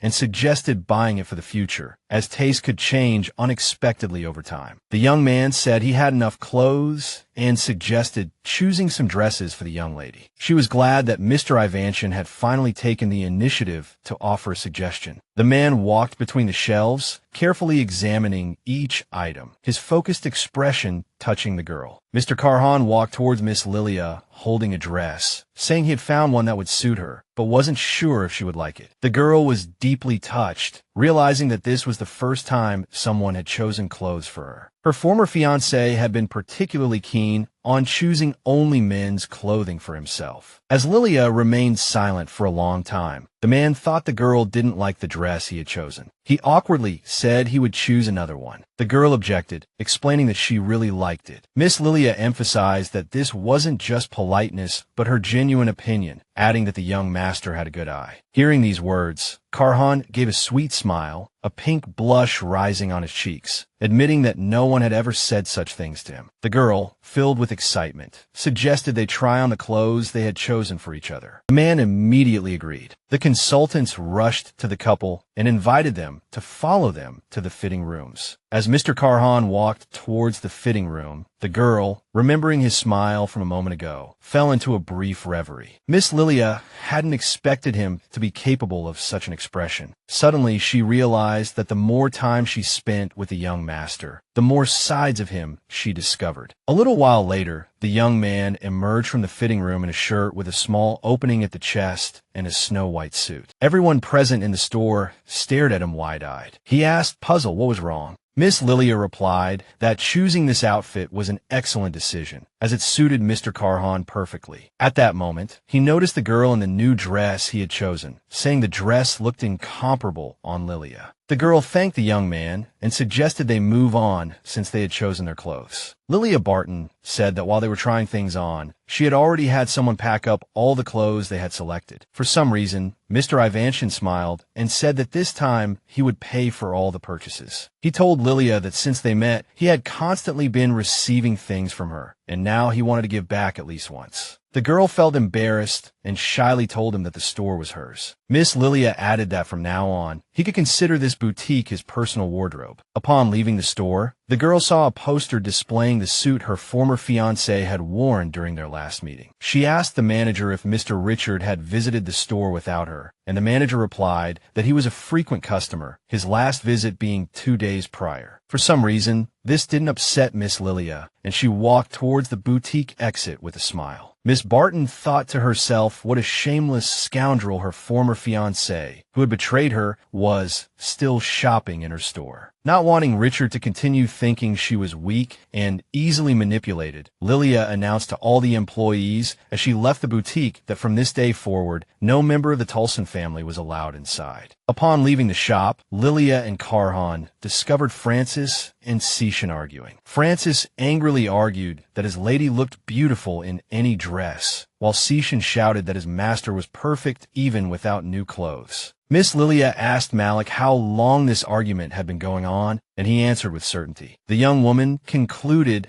that at least they had found something to talk about, which would be useful for them, as they would have to see each other often in the future. Miss Lilia clapped her hands to attract her companion's attention and suggested they all go out to dinner together. Everyone agreed. At the restaurant, Miss Lilia handed the menu to Carhan, inviting him to choose the dishes he liked. The young man studied the menu for so long that Lilia was surprised that a simple choice could take so much time. The young woman realized that she was a little unhappy that even in this situation, the young man was experiencing so much difficulty. Lilia thought it necessary to expose him to different situations, to help him express his opinions without falling into a stupor. The young woman smiled and asked Carhan how it was going, and he replied that there wasn't much progress in this regard. Lilia replied that it just takes practice, and she also heard that massaging facial muscles helps to relax. Just as the young man was trying to massage his neck, a waiter came to the table, bringing the dishes the couple had ordered. He placed a plate of green salad in front of the young lady and a plate of steak in front of the young master. The young woman said she had ordered the steak. The waiter apologized for the mistake, rearranged the steaks, and then asked who the salad was for. No one answered, but Carhan hesitantly raised his hand, his face pale, saying almost inaudibly that he had ordered it. The young master suggested that he might need more practice with communication skills. The young woman said that perhaps they should start practicing calling each other by name now. Lilia added that throughout their entire acquaintance, only she had called Carhan by his name. Suddenly, the young man picked up her steak, saying he would cut it for her. The young woman watched with reverence as the young master cut the meat into even slices. Lilia noticed that this dinner was like a real date. The young woman thought to herself that it had been a long time since she had experienced something like this. Carhan said that if this was what a date was called, he would do better next time. Then the young man turned to the young woman and asked her to teach him, as he would try his best. Miss Lilia smiled mysteriously and suggested he call her by her name directly. Because of the young master's sudden request, he let go of his fork. The young man could only make some vague sounds. Lilia laughed and said it seemed the young man still needed a lot of practice in this area. The young woman stated that there was still much to be done. As he smiled at the mention of calling her by name, Karhan sighed deeply and solemnly declared that he would do his utmost to succeed. After the restaurant date, Lilia was about to get into the carriage, but turned around at Karhan's question. He asked if everything had gone well today, the young man explaining that he was worried his character might cause discomfort to the young woman. The young man admitted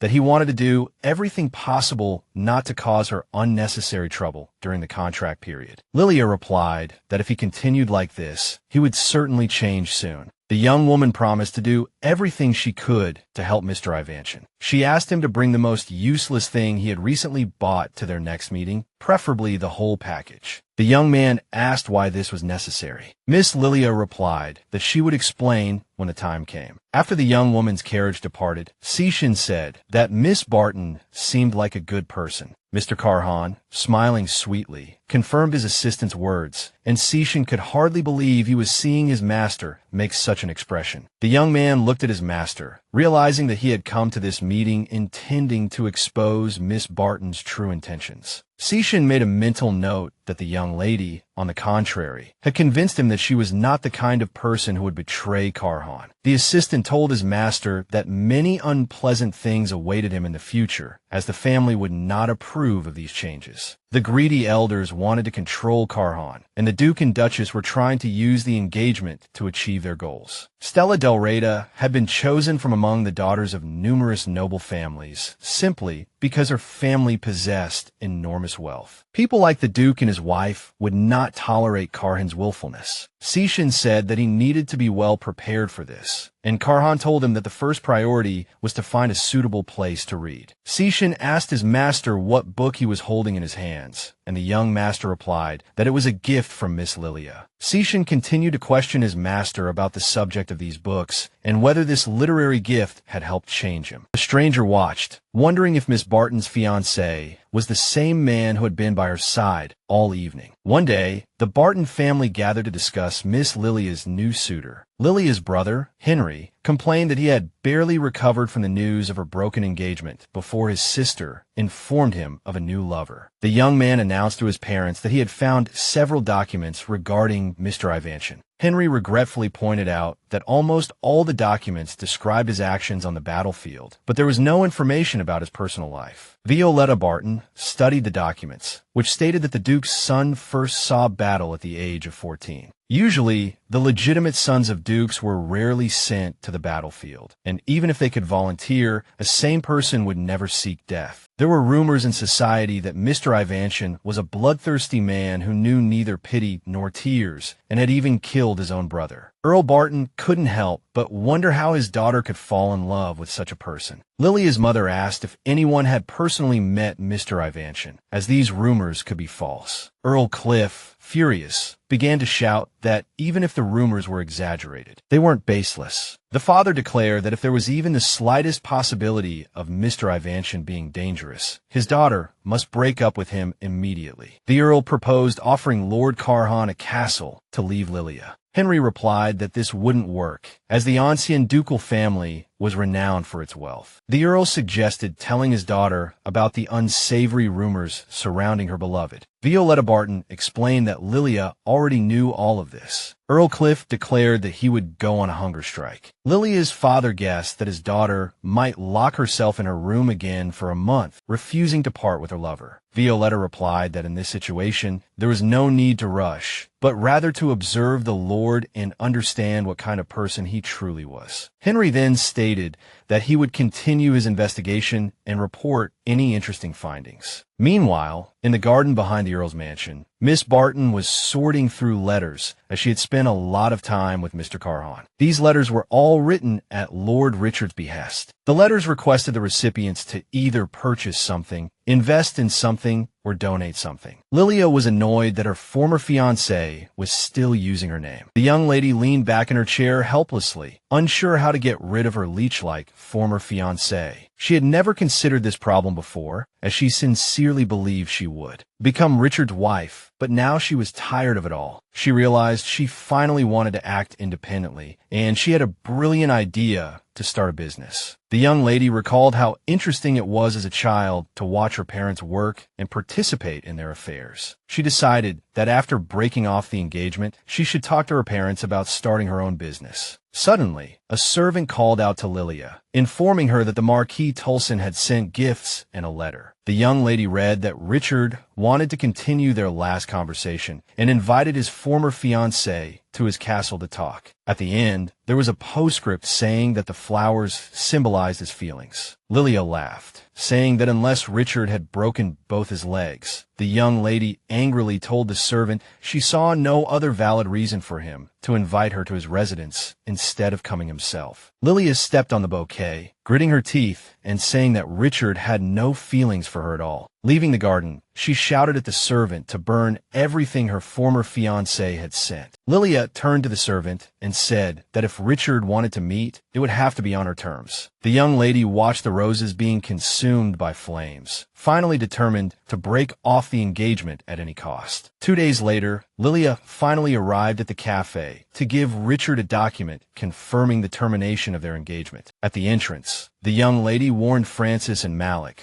that if the Marquis's son did anything untoward to her, they could act without waiting for orders. When Richard appeared and greeted Lilia, the guards tensed, and their mistress regretfully said that they had met after all. She stated that the reason for this meeting was a document agreeing to break off the engagement and indicated where the young man needed to sign. The young man smiled maliciously, saying that although Lilia claimed to want to break up with him, it wasn't true, he said. He didn't believe her claim of falling in love with Mr. Ivanchin at first sight at the banquet. The girl replied that she was speaking from the heart, but whether he believed it or not was up to him. Lilia's words greatly angered the man. He said the girl knew nothing about the terrible rumors surrounding the new chosen one. The girl clarified that she knew everything, and Richard added with a laugh that Mr. Ivanchin was called a demon. The former fiancé firmly stated that Lilia's relationship with her lover wasn't genuine, but merely a ploy to provoke jealousy. Richard said it was a reasonable assumption, as everything had been fine before, and they were supposed to be married in 3 months. He added that Lilia Barton was his first love, and from the day they met, he was certain she was his destiny. Lilia sighed sadly, recalling that she had also thought so, as the man who saved her life became her soulmate. She loved him for many reasons. She believed he was someone who could see past her wealth and see the real Lilia. She couldn't remember when her sensual relationship with her fiancé had turned strained. Countless women surrounded Richard, and there were also those anxious days when she couldn't reach him. There were countless moments in their relationship when Lilia had to give up the things she loved. Richard interrupted the girl's thoughts, asking if she remembered their first date and the time they admired flowers together. But the girl sat still as a cloud, not answering. Then Richard decided to take drastic action. He knelt down, saying he had made a mistake in a moment of folly and promised it wouldn't happen again. The former lover practically prostrated himself on the ground, begging for a second chance. Unexpectedly, Lilia agreed. She pointed to the document dissolving their engagement and said he needed to sign it first. Richard crumpled the contract, shouting that he wouldn't agree to cancel the engagement, especially since he had already apologized. The man yelled that Miss Barton would regret this greatly and asked if she knew the rumors circulating about her in society. Lilia assured him she didn't care at all about the dirty gossip. Then she picked up a stack of copies of the annulment document and threw them in her former fiancé's face. As she abruptly turned to leave, Lilia said that Richard was the one who had first embarked on the path of infidelity. Miss Barton warned that if the man continued this behavior, things would get worse. Lilia promised her former fiancé would be begging to break off the engagement. The man asked if she really thought he would stand idly by. The girl told Richard to do as he pleased, but asked him to stop slandering her name, because it was annoying. A few days later, Lilia woke up and stretched luxuriously, feeling well-rested. She figured it was because she had finally said everything she had been holding back to that useless fiancé. Suddenly, she ran into her brother in the hallway, who remarked that she looked happy. Her sister was surprised Henry wasn't at work. The young man replied that he was on vacation. Lilia explained that she was happy because she was going to see Mr. Ivanchin. She immediately felt embarrassed, remembering she hadn't yet told her brother about her new lover. Henry explained that their parents had already told him some of it, and his sister felt guilty for not discussing the topic with him earlier. She suggested they have breakfast together another day and explain everything in detail. Henry promised to make time. Lilia, overjoyed, said she had to go or she would be late. As Lilia was already walking down the hallway, her brother called out to her, saying the forecast predicted rain in the afternoon and told her to take an umbrella. The girl was touched by such care. When Lilia was out of sight, the man thought to himself that he actually wanted to honestly admit that he had been standing there since morning just to remind his sister about the umbrella. Henry watched from the window as Lilia got into the carriage and thought that he should also be on his way. When a girl arrived by carriage at the shop where she had agreed to meet Karhan, she saw a large crowd. The crowd was discussing a recent play and the romantic scene where the main character proposed with a music box. As a result, many men wanted to propose to their loved ones in the same way. Lilia was shocked to see Lord Karhan in the crowded throng. She ran up to the man and said the location had changed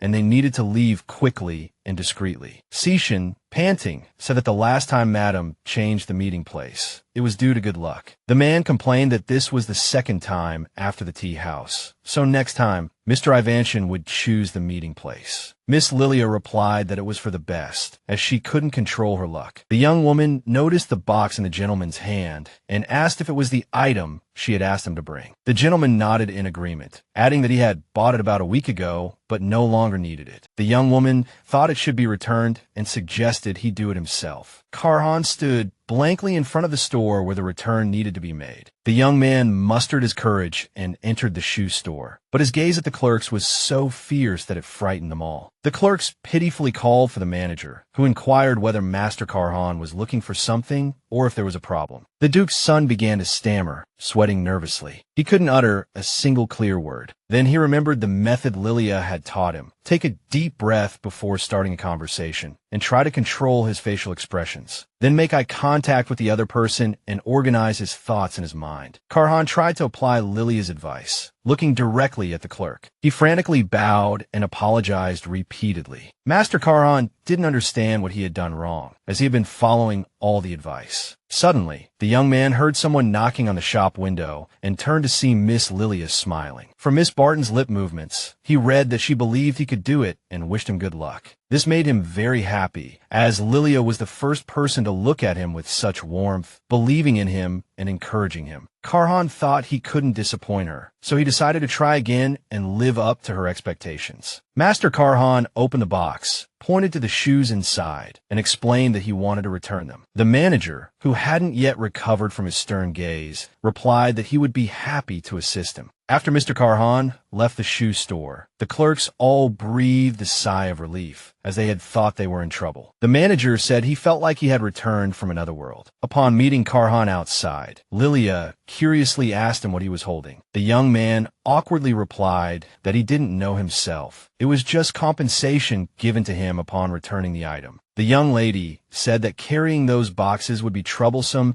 and suggested putting them in the carriage. Lilia told Karhan that he had done well in that situation. He said he still felt something was off. The young woman replied that regardless of the process, he had done an excellent job. Miss Lilia added that the most important thing was that Mr. Karhan had the courage to do it. He surmised that he would definitely do better next time. The young woman smiled with satisfaction, thinking that this was a good start, and if he practiced more and became confident in expressing his opinions, people would start to see him differently. Suddenly, two men in uniform appeared, identifying themselves as Imperial Police, and arrested Mr. Ivanshin. Miss Lilia expressed outrage at their reason for arrest, and the police replied that it was an emergency arrest. The second policeman explained that they had received a report stating that he was the leader of a dangerous gang. Miss Lilia defended Mr. Karhan, asking if it wasn't too much to do this without any evidence. The police demanded to see identification, as Mr. Karhan's appearance seemed suspicious. The man added that for the safety of the Empire, it was necessary to inspect him. The young woman wanted to protest, but Mr. Karhan said it was all right, everything was fine. Lilia expressed her displeasure again, saying that it wasn't all right at all, as the police were trying to detain Master Karhan. She added that now they were demanding to see his identification as if he were a criminal. The young man replied that this was just another prejudice he suffered due to his appearance. The young lady said she couldn't believe he had to face such injustice all his life. Karhan rummaged through all his pockets but found nothing telling the police he hadn't brought his identification today. Sesawin immediately ran forward and presented his own identification, hoping to help his master. The police were adamant, concluding that the gentleman was evading identification checks, as criminals usually do.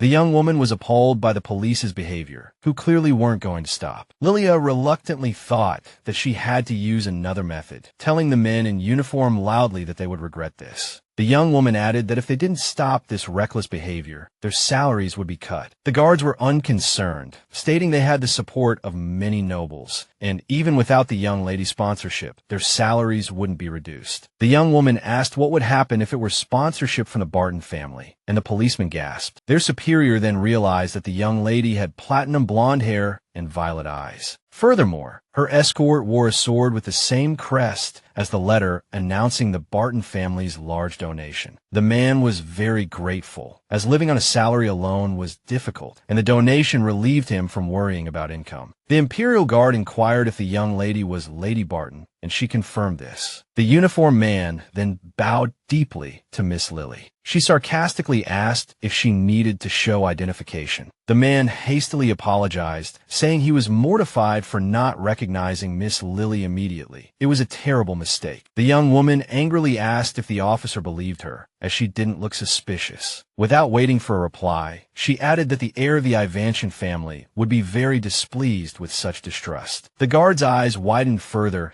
as he realized Mr. Carhan was standing next to Miss Lily. The guard bowed and apologized, expressing regret for his disrespectful behavior. As Miss Lily left, she said she hoped the officer wouldn't discriminate against anyone based on appearances again. The young woman said the incident was upsetting, and the man replied that it happened often. Carhan explained that it had become especially bad since he returned from the battlefield. He said that if he simply walked down the street, he would be stopped and asked for identification, treated like a criminal. The man smiled, saying that everything went rather smoothly this time because someone was on his side. The nobleman awkwardly said it would have gone more smoothly if he had carried his identification. The young woman was surprised that, even when misunderstood, he still didn't blame others. Miss Lily said Mr. Carhan had done nothing wrong. Miss Lily promised to help him so that this wouldn't happen again. Sesawin said Miss Lily was truly a kind person. Francis replied that it was true, as their master was the best. Neither knight noticed Lilia's brother observing the couple, thinking his sister's new choice was a poor one. Mr. Ivancian left Miss Lily waiting in the hot sun while he went shopping. Henry noticed Lord Carhan was spending money lavishly. Most unpleasant was that he left the young lady to deal with the matter alone. Stella Del Reyta announced that at the upcoming gathering, she wanted to serve her family's special rose tea. The young woman said she wanted her dear friends to taste it first and winked at them. The ladies enjoyed the tea with particular enthusiasm, praising its exquisite taste and pleasant aroma. The girls said they envied Miss Stella for being so business-savvy and soon to be a duchess. Stella, embarrassed by the compliments, replied that she and Lord Carhan weren't even engaged yet. Her friends immediately inquired about more details of her meetings with her fiancé, as rumor had it they met often. The dark-haired woman replied that she mainly met her beloved at home, as gossip was tiring. Stella thought to herself that she hadn't even been on a proper date with Carhan. She was merely chasing after the nobleman. A friend mentioned that she had heard Mr. Ivancian was considered a terrible person, which reminded her of a novel. The novel's protagonist had a terrible personality, and no one could handle the man, but the female lead fell in love with him and tamed him. Stella thought it was exactly her and Lord Ivancian's story. Now he acted cold and pushed the young woman away, but it was just a part of the test. Lord Carhan was cold and ruthless like the male lead in that novel, but eventually he would be charmed by Stella. Suddenly, the dark-haired woman noticed one of her friends hesitating. The young woman asked what was wrong, and Miss Miller confessed that she had recently seen the young Duke close with another woman. Stella couldn't believe her ears and angrily asked her friend who the woman was. Miss Miller uttered Miss Lily Barton's name, and the dark-haired woman shrieked that the despicable woman had seduced Lord Ivancian. The dark-haired young woman seemed consumed by rage. She abruptly apologized to her friends and decided to leave the tea party. Stella ordered the servants to prepare the carriage urgently, as she needed to rush to the Ivancian family mansion. One day at a cafe, Lilia mentioned she had recently seen her former fiancé, and, as expected, he refused to break off the engagement. The young woman, said the man, who was spreading illegitimate children, might try to separate or provoke Lilia and Karhan. She said Richard might decide to go after her fiancé's new choice. Lilia suggested that she and Karhan should make their relationship more solid. The young woman guessed that Richard might have been hiding for a while, observing from a distance. Miss Barton replied that they could use this to their advantage, telling their respective families and spreading rumors everywhere. She said she had already told her family about Karhan, and he was surprised, asking if the girl's relatives were against him. Lily replied that everything was fine, thinking to herself that the tension between her and her parents and brother had eased after they discussed the chosen one. The girl asked Karhan if he had told his family about her, but he didn't answer, remaining silent. The young duke looked at her with his heterochromatic eyes, and she explained that it would be best to inform them as soon as possible. The girl pointed out that if he didn't,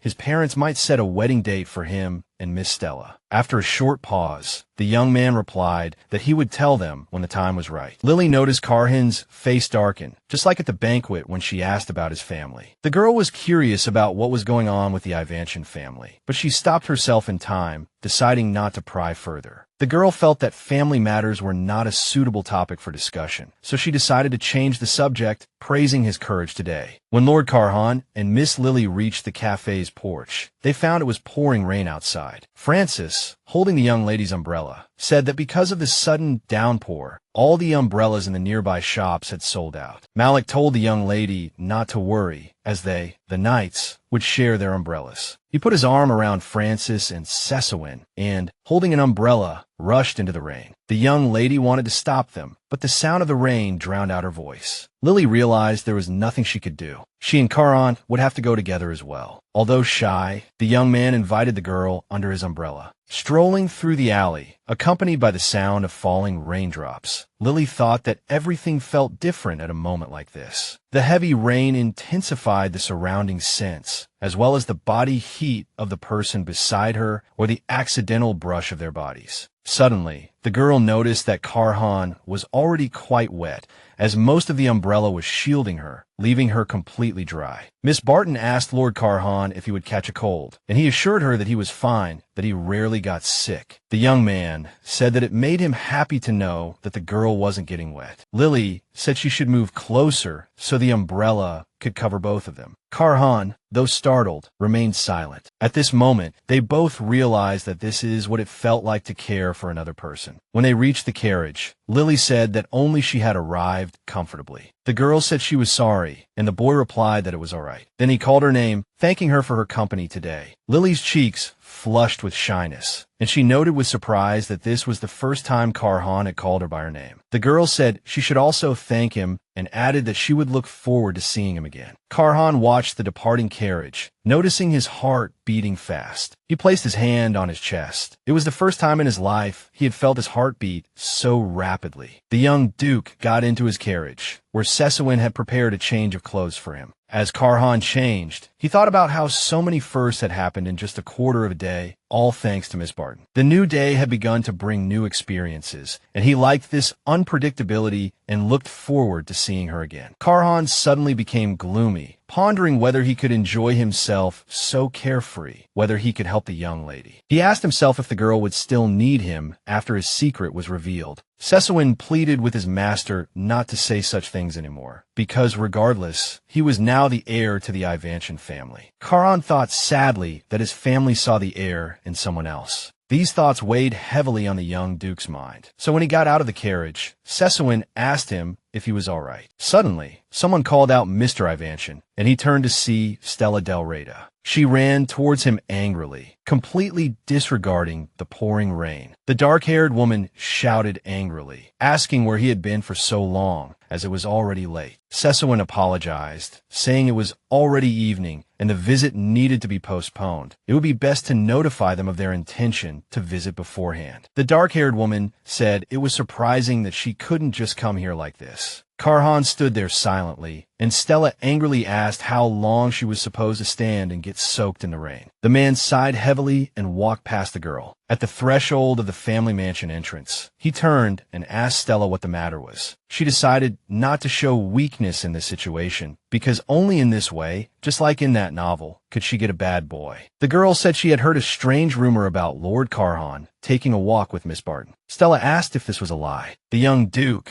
though sweating, mustered the courage to reply that it was true. He said he'd been in constant contact with Miss Barton and asked Stella to pretend their conversation about the engagement never happened. The young lady flew into a rage, demanding to know why the young man was treating her so cruelly. Stella cried out that the Duke and Duchess had already received her, meaning everything had been decided and it was impossible to go back. The young Duke apologized to the young lady, but stated that his decision could not be changed. The young lady tried to understand if he intended to humiliate her like this. He replied that he didn't understand Stella's dissatisfaction, as there was nothing between them. Due to the commotion near the front door, the Duchess Anshin came out. Miss Stella curtsied to her, and the Duchess inquired what brought the young lady here so late. At that moment, the young Duke remembered the most important reason why he had been avoiding Stella Del Reyta. Whenever something happened, she would complain to the Duchess. Now she reported that Karhan had another woman. The Duchess looked at her son with contempt, saying they were unaware of the young Duke's new love interest. The Duchess assured her that she would take care of everything and asked Miss Stella to return home, but the young lady was in no hurry to leave. She tried to argue with the Duchess, but her Grace firmly and persistently advised her not to interfere in family matters. When the dark-haired young lady was out of sight, the Duchess asked her son if it was all true. Hearing the affirmative answer, the Duchess flew into a rage and slapped Karhan. She reminded him how they had taught him how to behave. They questioned why he had brought shame upon them, concluding that the young Duke was still so pathetic. The Duchess finished by saying that she hadn't expected Karhan to turn out like his older brother. At that moment, Karhan thought that even after everything, the Duchess still deeply loved her eldest son. The mother's faith in her eldest remained unshaken, yet his faults were borne by Lord Karhan. The youngest son was used as a puppet to forge an unwanted engagement. He couldn't help but wonder how the Duchess could so skillfully manipulate her own flesh and blood. Cecilwyn interrupted the young lord's thoughts, inviting his master to enter the mansion. Meanwhile, Lily was enjoying a bath in Barton family castle, swimming and thinking how nice it would be to be at home. The young lady found it strange, as she suddenly recalled memories of meeting Karhan. The maid, who helped the young lady bathe and change, said that Lady Violetta was waiting for her for dinner. Miss Lily smiled and replied that she would go down to join her family soon. At dinner, her parents discussed matters related to commercial trade in goods. Lady Violetta complained about how hard the work was and asked her son if he would be willing to help. The mother, having received the support of the head of the family, told Henry to quickly resign from that unprofitable government job and start taking over the family business. The young man said he liked his current job, and Earl Cliff asked who would inherit the family business. Miss Lily wanted to say that she was interested in business, but stopped herself in time. To be honest, she hadn't done anything in this field, and although she had helped her parents a little as a child, this couldn't be counted as work experience. The young lady realized that she only had the desire to do business and couldn't yet take on the responsibility of the family business. Lily thought about discussing this issue in detail after the engagement matter was resolved. Her parents asked if their daughter often saw her future Duke Anshin. She smiled faintly and replied that she had seen him today, wondering why her parents suddenly asked about Lord Karhan. Earl Cliff said he hadn't heard the story of how the couple met. Lily replied that she and Karhan fell in love at first sight. The man said it was romantic, as he had also fallen in love with his wife at first sight. Her father asked what she liked about her beloved. She didn't know whether to talk about his appearance or his merits. The young lady said Karhan was kind and polite, and despite some bad rumors, he was actually a good person. Lily's family was shocked by this answer, as Henry had already reported everything that had happened during the lovers' meeting today. The young lady asked if her new choice wasn't better than that pathetic and despicable Richard. Her mother, noticing that her daughter had mentioned the Marquis Telshin's son herself, asked if she would explain why she had broken up with him. Lily thought that now was the perfect time. Her brother was here, and now there was the powerful shield of Anshin. The young lady mustered her courage and said that Richard had betrayed her. Silence hung over the dinner table for a few seconds, the whole family too shocked to speak. Everyone except Lily jumped up from the dining table. The Earl shouted for his dagger. The Countess ordered a carriage to be prepared immediately for the Marquis of Tershin's estate, and Henry grabbed a knife, ready to teach that scoundrel a lesson. Miss Lily's eyes widened at these words. she cried out, trying to stop her enraged family. Lady Violetta demanded to know why her daughter hadn't told them immediately when it happened. The girl thought to herself that if it had been a problem that could be solved quickly, she would have spoken up sooner. Lily realized the main reason she struggled to tell them everything was the fear of hurting her parents and brother. Although they had initially opposed the marriage, Lily was still deeply loved by them. They had wanted their daughter to be happy, but that happiness had been terribly shattered. The girl realized that if they knew the truth, they would be just as hurt as she was. Lily didn't want to complicate their lives. Miss Lily burst into tears as she remembered how her family had been against the marriage and how she hadn't listened to their advice because she had wanted to get married. She explained that she had tried to resolve the issue herself because she felt ashamed. Lily apologized to her parents. They told her it wasn't her fault and that they would always be on her side. Henry asked his sister what she planned to do next. The girl replied that the scoundrel Richard would try to salvage the engagement. Miss Lily explained that she would figure out how to stop him together with the future Duke. The whole family was greatly surprised to hear Mr. Carhan's name. The girl explained that thanks to his protection, Richard wouldn't be able to harm the Earl's family. After conferring with her eldest son, the Countess decided that this new suitor might not be so bad. Lady Violetta said he should make the first move. Henry replied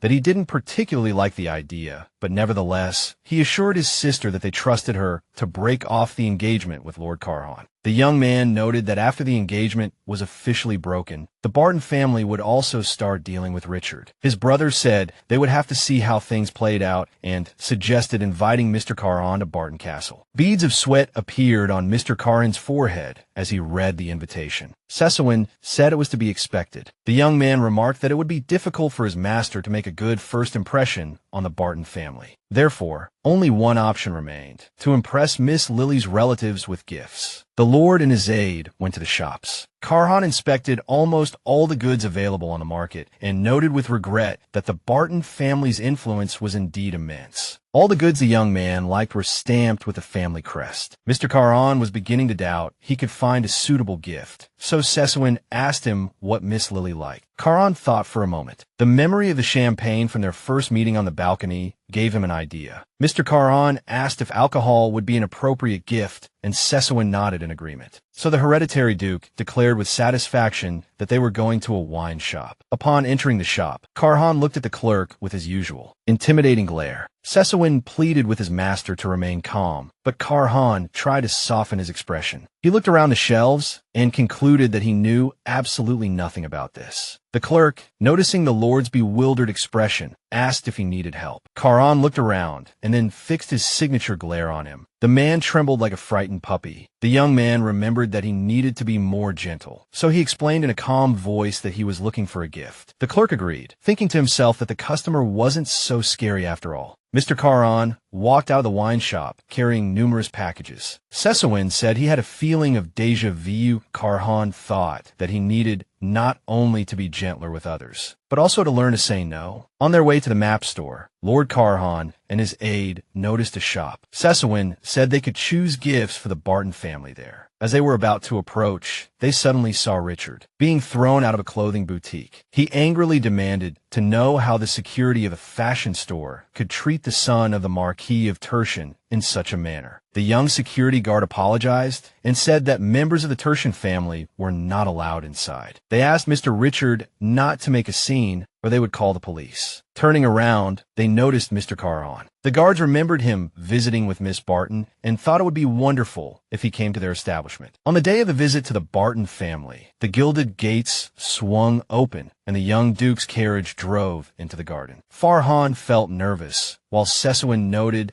that everything looked perfect, which was, of course, expected for the Barton family. The carriage entered the garden, and Carhan's aide mentioned they would soon reach the castle. However, it was about an hour later when they reached the main entrance. Mr. Carhan and Sessowin were greeted by Miss Lily's smile. She thanked them for coming, and the Duke's aide complained that the journey wasn't easy, as the road seemed to have no end. The young lady apologized for the sudden invitation, explaining that she couldn't stop her family. Carhan replied that everything was fine and then handed a bouquet of flowers to Lily, thanking her for the invitation. The young lady admired the bouquet, while the young Duke admired her. Lily looked up from the bouquet and said it was time to greet the guests, inviting the Duke and his aide inside. The manor's decor was stunning in its splendor, with many magnificent paintings hanging in the entrance. Cesawin remarked that the mansion was like an art museum, and Miss Lily replied that her father was an avid lover of painting. She then explained that most of the paintings were originals by the artists, and Cesawin was surprised, thinking that the gift they brought might seem too simple. Lily said that before the guests met her family, she had to warn them. She admitted that her parents and brother were rather peculiar people and might ask some sharp and difficult questions. The young lady asked them to answer these questions seriously and in detail. Caron nodded in agreement. Lily advised the young Duke to relax and not worry, as she would be by his side. When Lily opened the living room door, she felt as if she had walked into an armory. The walls were hung with swords, and the whole family was dressed in formal uniforms. Earl Cliff introduced himself formally, adding that he was the loving father of the beautiful Lily, and then he introduced his wife as the mother who raised their daughter with immense warmth and care. The gentleman didn't forget to mention Henry, describing him as a responsible and caring brother. The young lady couldn't imagine her family would go to such lengths, turning a simple meeting into a combat zone. Carhan was stunned, and Lily had to nudge him with her shoulder to introduce himself and thank them for the invitation. The Barton family didn't hesitate to discuss their daughter's suitor, saying that he did look intimidating. Henry concluded that the rumors were true. Lady Violetta urged them not to jump to conclusions and invited the young man to sit down. Lily looked at the table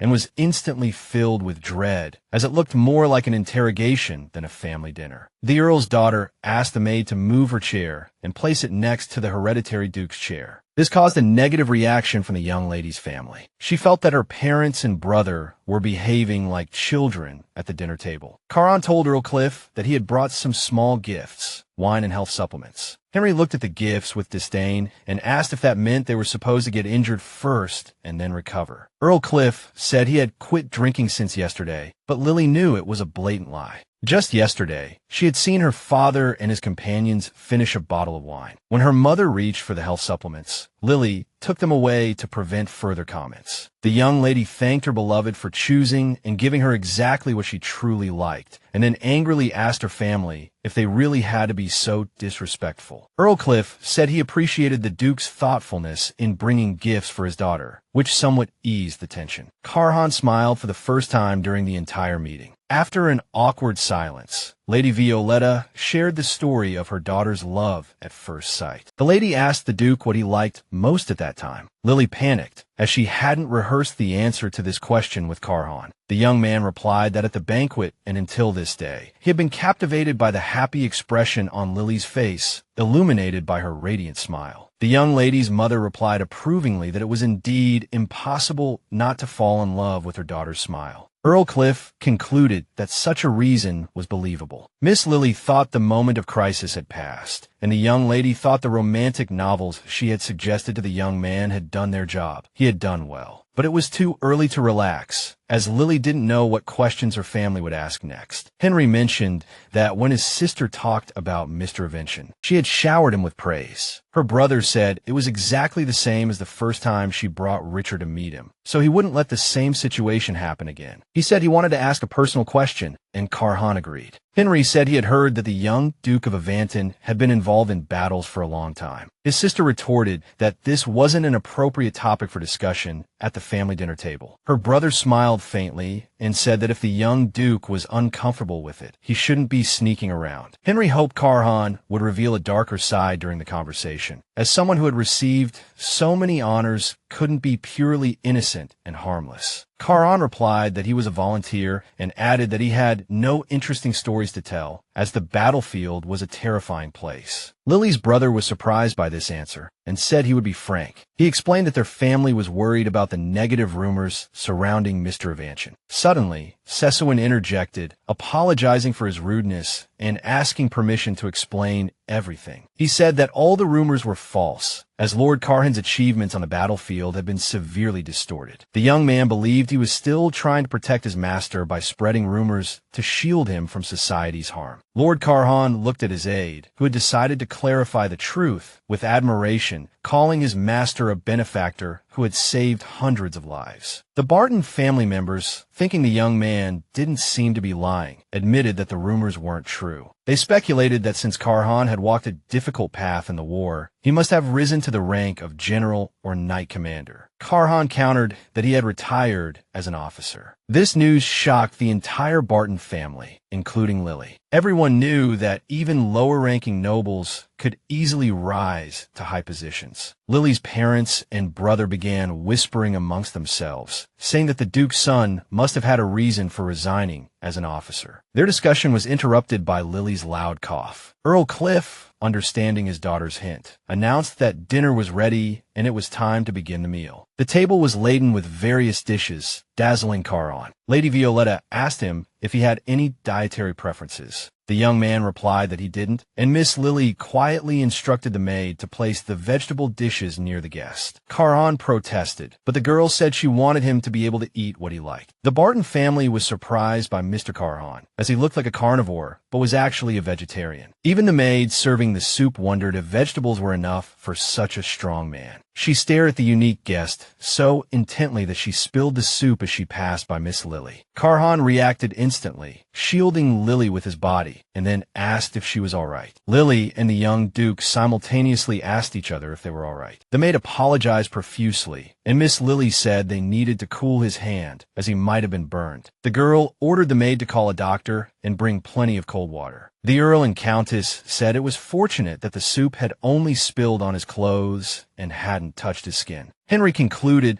that the Barton family owed Lord Karhan a debt of gratitude, as something terrible could have happened if it weren't for him. After a while, the doctor arrived and immediately began inquiring about the hostess's symptoms. Miss Lily explained that it was someone else who was injured, pointing to Mr. Karhan, adding that the soup had spilled on him and he might be burned. The doctor asked Karhan to remove his shirt, concluded it was a minor burn, nothing dangerous, and recommended an ointment. Hearing this, the girl exclaimed that she would help apply the ointment. She thought this way she could repay the person who had been injured helping her. Both of them felt embarrassed. The girl asked Karhan if he minded, and he assured her it was all right. The doctor, sensing the unusual atmosphere between the young lady and the master, handed the ointment to Miss Lily and left the room. After the doctor left, Lily decided to start applying the ointment and saw the young man's back covered in scars. The girl guessed that the young man had suffered many injuries on the battlefield. Karhan complained that the ointment was hot, and Lily tried to persuade him to bear with it, then almost started to cry, saying that the accident was all her fault. The young man retorted that everything was fine. He wasn't in any pain, it was just that the ointment made his skin burn a little. Lily gave a bright smile, bandaged the burn, and happily announced that she had brought the Lord some fresh clothes. After Karhan changed into the new shirt, Lily noticed he hadn't eaten properly and suggested they have a small snack in this room. Soon, a small table was filled with various dishes, and in a calm atmosphere, the young man and the girl ate their fill. After the meal, the two went for a walk. Lily said Karhan had done well today. The girl apologized for her family being too aggressive. The young man said he had indeed been scared at times. Lily explained that after Richard's incident, her parents and brother had become very cautious. Karhan replied that he understood, as her family was worried about her. The young man admitted that throughout the visit, he had been thinking about how not to make a mistake and expose their false relationship. Lily felt as if an angel was before her. She promised to supervise more carefully next time and prevent such a situation from happening again. The two continued their walk in the garden. Suddenly, the young Duke broke the silence, saying he had something to tell Lily. He said Stella Drott had recently approached him, inquiring about his relationship with Lily. Miss Barton suggested that Stella might have her own sources of information. The young man said he had asked Stella to pretend they had never discussed the engagement. The young Duke sadly explained that Stella, of course, hadn't agreed, but Lily explained that the important thing was that he had made his position clear. The young man complained that he couldn't tell his family yet and didn't even know where to begin. The girl advised him to be concise. She added that to be more convincing, she would soon visit the ancien residence. Suddenly, the young man said that Lily's family was lucky. He said it was obvious that her family members got along well and cared for each other. At this point, Lily wondered if her pretend lover was hiding the fact that his relationship with his family wasn't good. The girl honestly admitted that her relationship with her parents and brother wasn't always harmonious, and sometimes there were arguments and conflicts. Then she suggested a walk to her favorite place. On the way, she recounted how she used to be afraid of water. Lily explained that she used to be terrified at the sight of water, but assured him that everything was fine now. The girl took off her shoes, lifted her skirt, and stepped into the water. She explained that a few years ago, she almost drowned after falling into a pond. Lily said that Richard Terzian had saved her, and it seemed like fate had destined him to be an important part of her life. The girl admitted that for the past few years, she couldn't imagine her life and herself without her former fiancé. Lily added that her feelings had been sincere and strong, and she had believed Richard's words about love. The girl said regretfully that it turned out they hadn't loved her, but her money. Some people thought that money could buy everything. Lily sadly pointed out that wealth had never brought her what she truly desired. Money could neither help her reconcile with her family, nor buy the loyalty of her escort knight and the heart of her beloved. With bitterness in her heart, she wondered why Richard had played with her feelings if he could have simply asked for a reward for saving her life from the beginning. Miss Barton concluded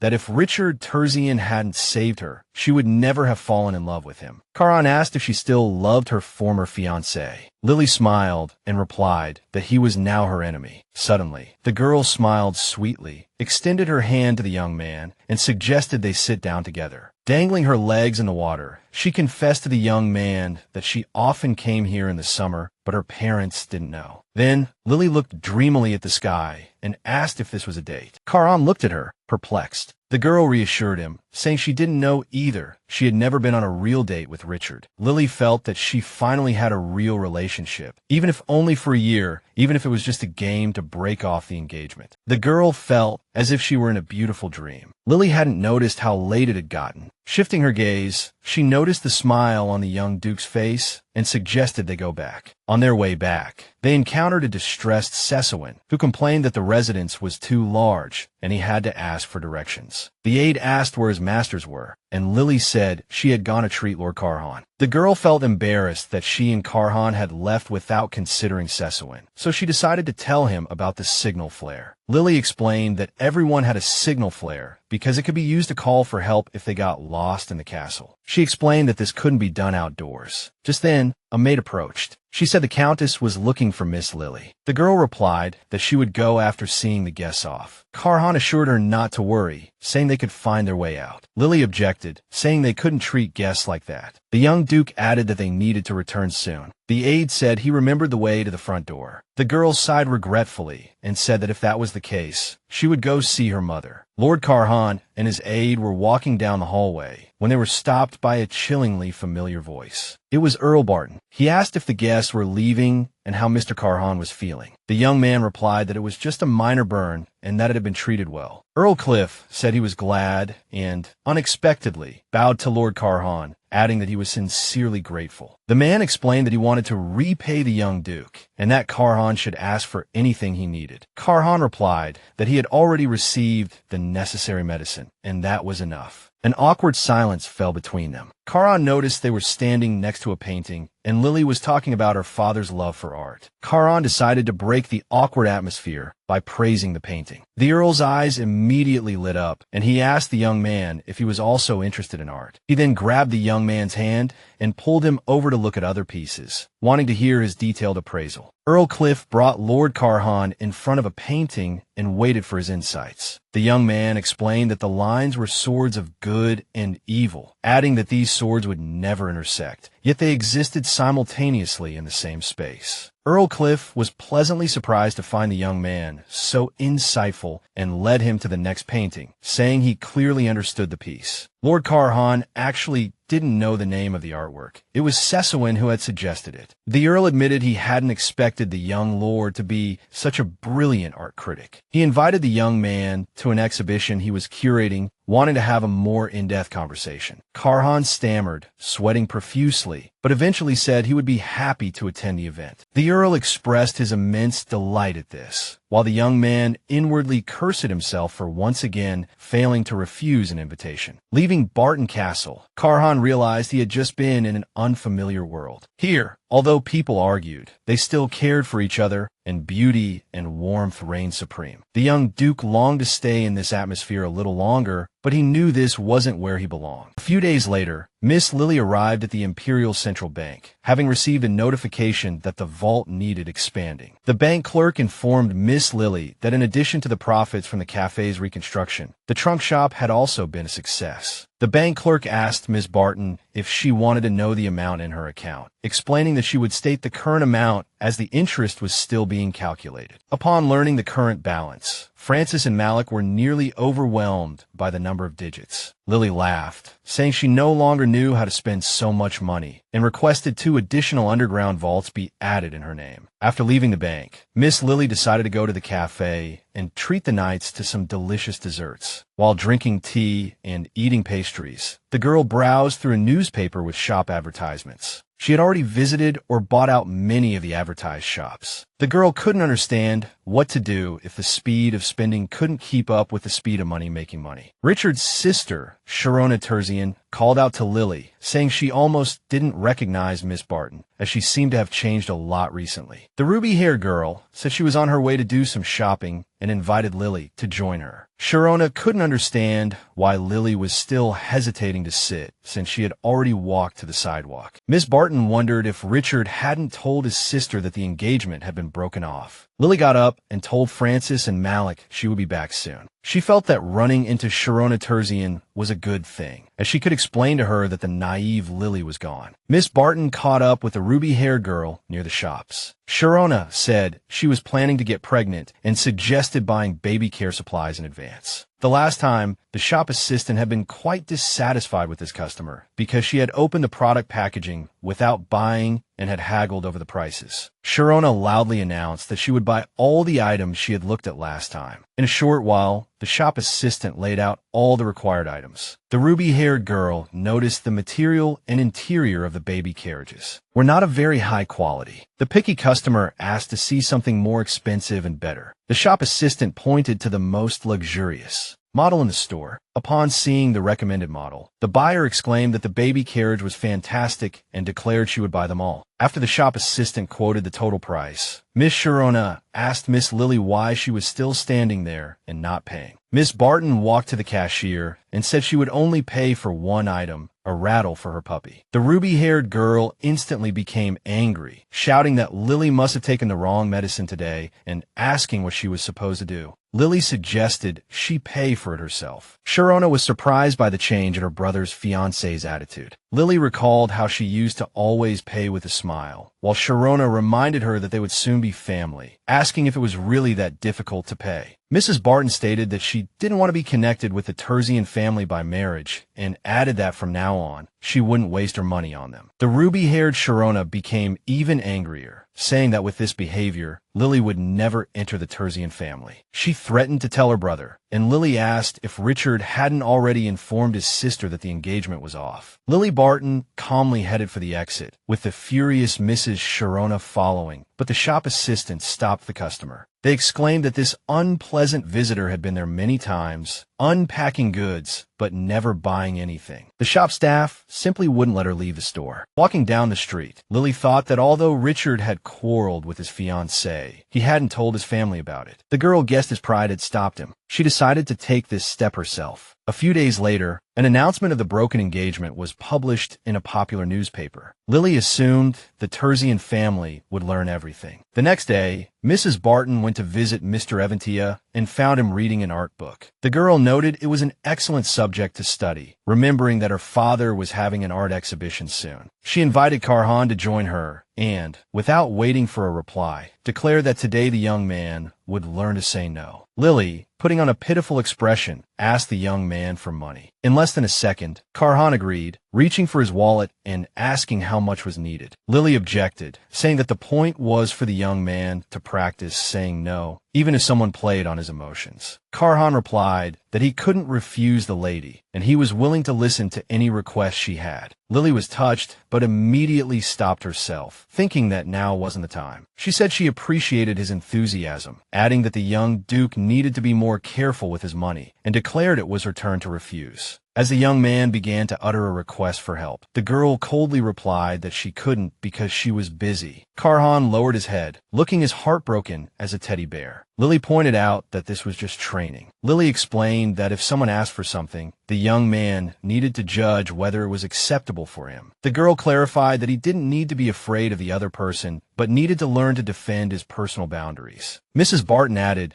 that if someone continued to insist on their request after Mr. Karhan refused, he should just walk away. The young man asked if it was necessary to go that far. The girl replied that there were malicious people in the world. Mrs. Barton explained that it wasn't necessary to be kind to everyone, and the most important thing was that he not be harmed. Lily said that the young man now had 3 goals: to make people not be afraid of and avoid him, and to learn to express his opinion. The young man's most important goal was not to feel guilty in front of others. He promised to try. The girl thought that the young man needed practice and recalled their first meeting. She noticed that he had difficulty leaving the cafe. Lily explained to the young man that training would be more effective while shopping. The lady walked along the sidewalk, and a man approached, asking for directions. The girl suggested seeking help from the security guard at the end of the street. He thanked her for the tip and asked for a little more attention. Lily suddenly realized that this annoying fellow was promoting a strange religion, and he was the perfect target for training. Lily pulled Karhan closer, and the preacher said the young man had remarkable energy, so he wanted to talk to him. Karhan was surprised that the man started a conversation so easily. The preacher, addressing him as brother, said he had strong energy. The young duke,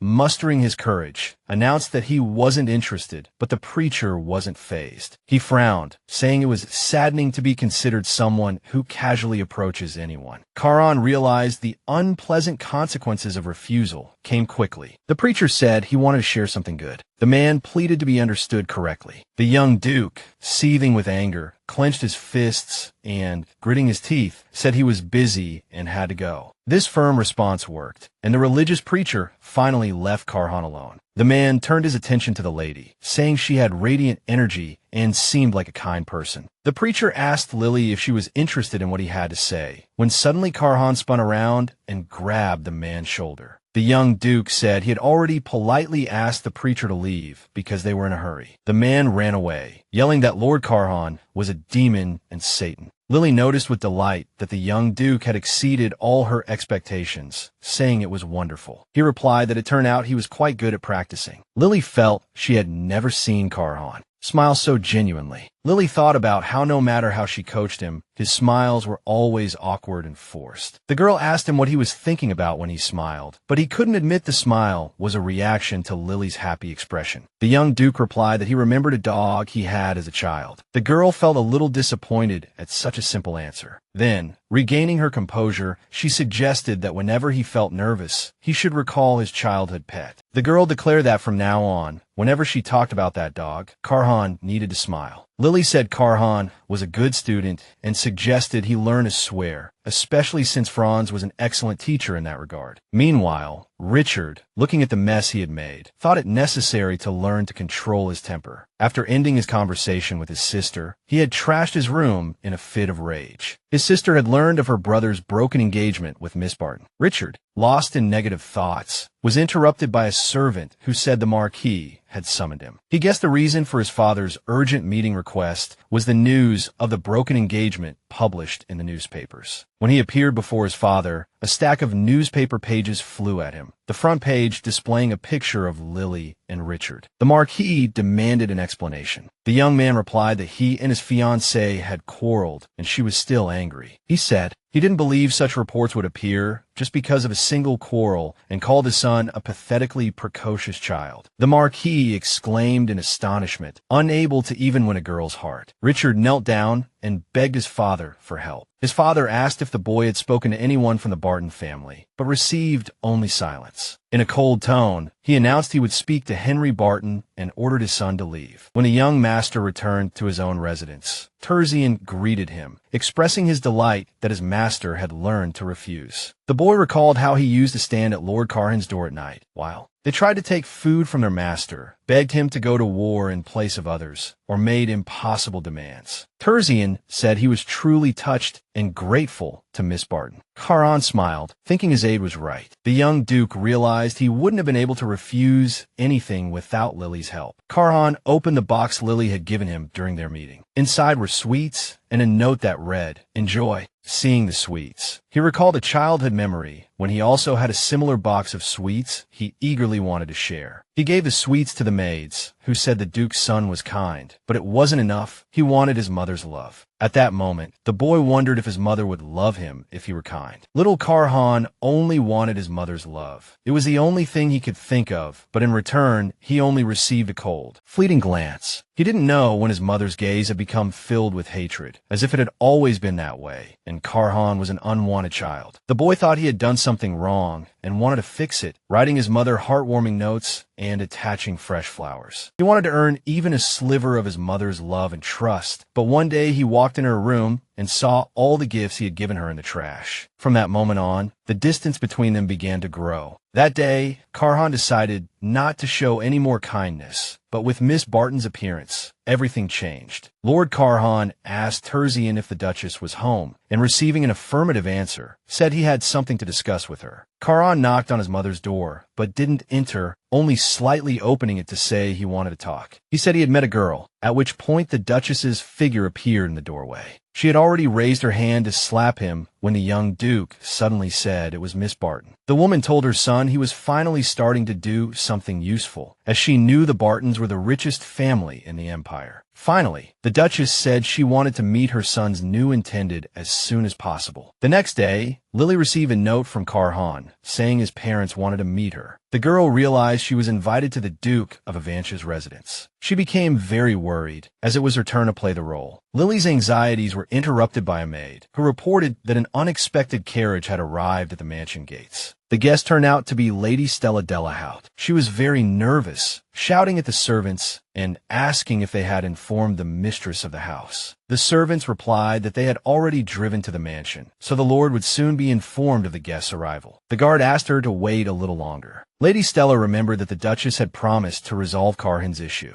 The dark-haired girl concluded that there had been no progress in resolving the problem, but she could no longer stand idly by. Stella emphasized that the purpose of her visit was to warn Lily. A signal flare suddenly burst over the garden. Stella's governess was surprised that the estate was so large that fireworks were used for signaling. The guard opened the gate and said they could enter. Stella was indignant that the guest had been kept waiting outside the mansion for so long. Lady Stella looked out the window and came to the displeased conclusion that the rumors were exaggerated. Barton Manor was nothing special. The girl added that the gardens of the Earl Delahout's mansion were much better. There were only trees here, and none of the legendary splendor. The maids informed the mistress that they had just arrived. The dark-haired girl said that the size of the estate was simply maddening. Stella saw the glass greenhouse and noted that it was much larger than the one at the Delahout estate. Stella told the maid that she wanted to take a short walk and look around. She was amazed by the beauty of the garden. The dark-haired girl had always believed that, apart from the imperial palace, her home was the most beautiful. It was unacceptable that Lily Barton surpassed her in every way. Stella determined that she wouldn't allow this to happen and decided to hire new gardeners for her own garden, starting by planting the flowers for Barton's garden. The girl noticed that the petals of these flowers were the same color as her eyes, and she decided it was time to go back. When she exited the greenhouse through another exit, she saw a boundless forest before her. The girl realized she was lost and started calling for help, but no one answered. Lily said joyfully that she was glad to see Lady Stella, although it was difficult to find her. Fortunately, there were maids near the greenhouse. The dark-haired girl pointed out that the size of the manor garden wasn't very practical. Lily replied that the land near the mansion was sold cheaply, so the Barton family bought it. Stella was very happy to finally sit down, as her legs were aching.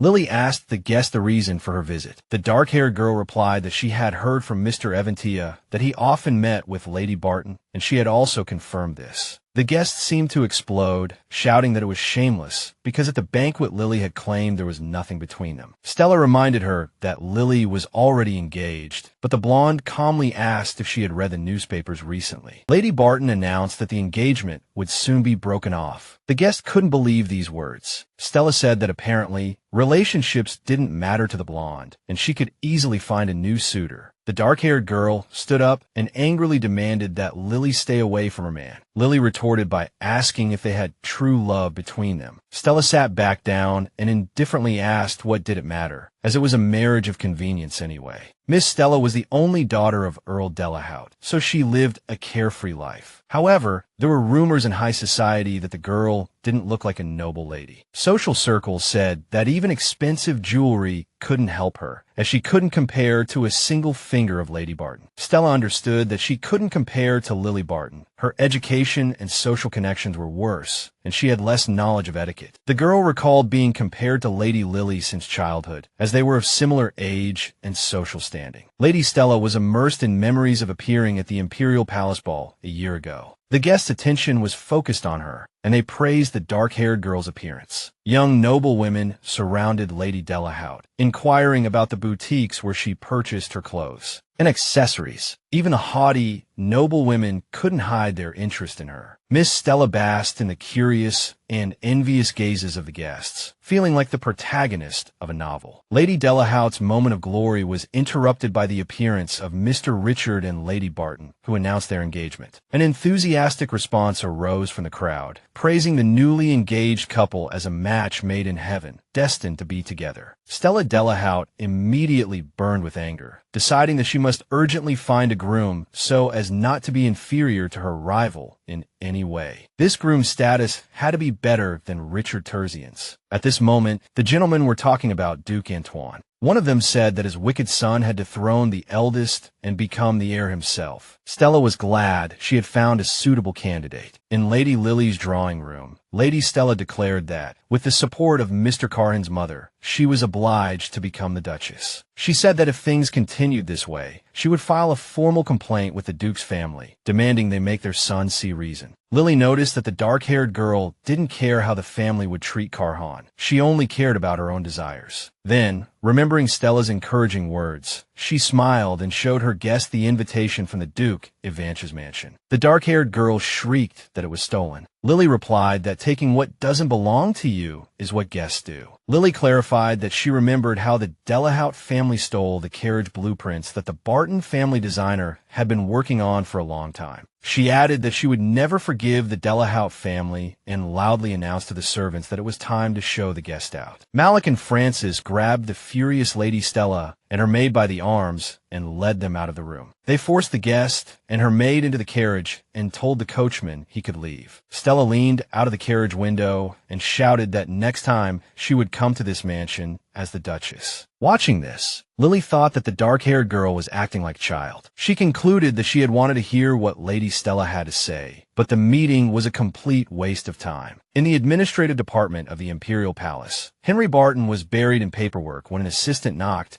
and said that the Marquis had delivered documents that needed to be completed by tomorrow. He said he would take care of everything. Left alone, Henry leaned back in his chair wearily, wondering why the Marquis had started dumping work on him and ignoring him. The young man recalled the time his boss had called him in and announced that his son and Henry's sister had had a falling out. The Marquis advised him to keep an eye on his sister and prevent strange articles from appearing in the newspapers. At that moment, Henry realized that Mr. Eventia and Lady Lily were an item, and if his sister could manage it, he would rather work himself to death. Back in his office, Lily's brother concluded that Mr. Carhan wouldn't have it easy, and the secret documents Henry had found would wait for a special moment that could cause an uproar. Henry noticed Lily's photo in a frame amongst the piles of documents on his desk. He stroked the photo, saying he was worried about his sister and advised her to eat well, as she had lost a lot of weight since Richard. At the Barton family castle, the maids helped their mistress prepare for a meeting with Lord Ivanch's family. Lily asked to wear a light-colored dress and have her hair put up, as this was her first time meeting Carhan's parents. When they were finished, the maids marveled at their mistress's beauty. The girl thanked the maids for their help and asked them to inform her parents that she would be back for dinner. Lily said she hadn't seen her brother in a long time. The housekeeper explained that he came home late at night and left early in the morning. The lady replied that this was strange, as her brother always left work on time and promised to visit him. Mr. Carhan couldn't take his eyes off Lady Lily as she stepped out of the carriage and walked towards him. The young man thanked her for coming, and she handed him a bouquet, saying it was an appreciation for his invitation. Carhan said he had never received flowers before. Lily replied with a smile that it was also her first time giving flowers to a man. The girl recalled that he had given her flowers when he came to her house, so this bouquet was her way of thanking him. Karhan led his guest into the mansion, explaining that his father had left on urgent business, so today she would only be meeting the lady of the house. The girl felt that the young man was even more nervous now than when he had visited her home. Karhan invited Lily into the room, but she froze, worried that his mother would throw tea at her for seducing her son, who already had a fiancé. Lily imagined Karhan's mother throwing a wad of cash at her, demanding she break up with her son immediately. The girl realized there was no turning back. It was time to enter the room, where she met the kind Duchess. The lady inquired if the journey had been too arduous and apologized for not sending carriage to pick her up. Lily was surprised by the warm welcome, but still worried, looking at Karhan and thinking that with him by her side, everything would be all right. The guest pulled herself together, thanked the Duchess for the invitation, and said she was glad to meet her. Lily noticed the Duchess was carefully examining her necklace, but after a moment, the lady introduced herself,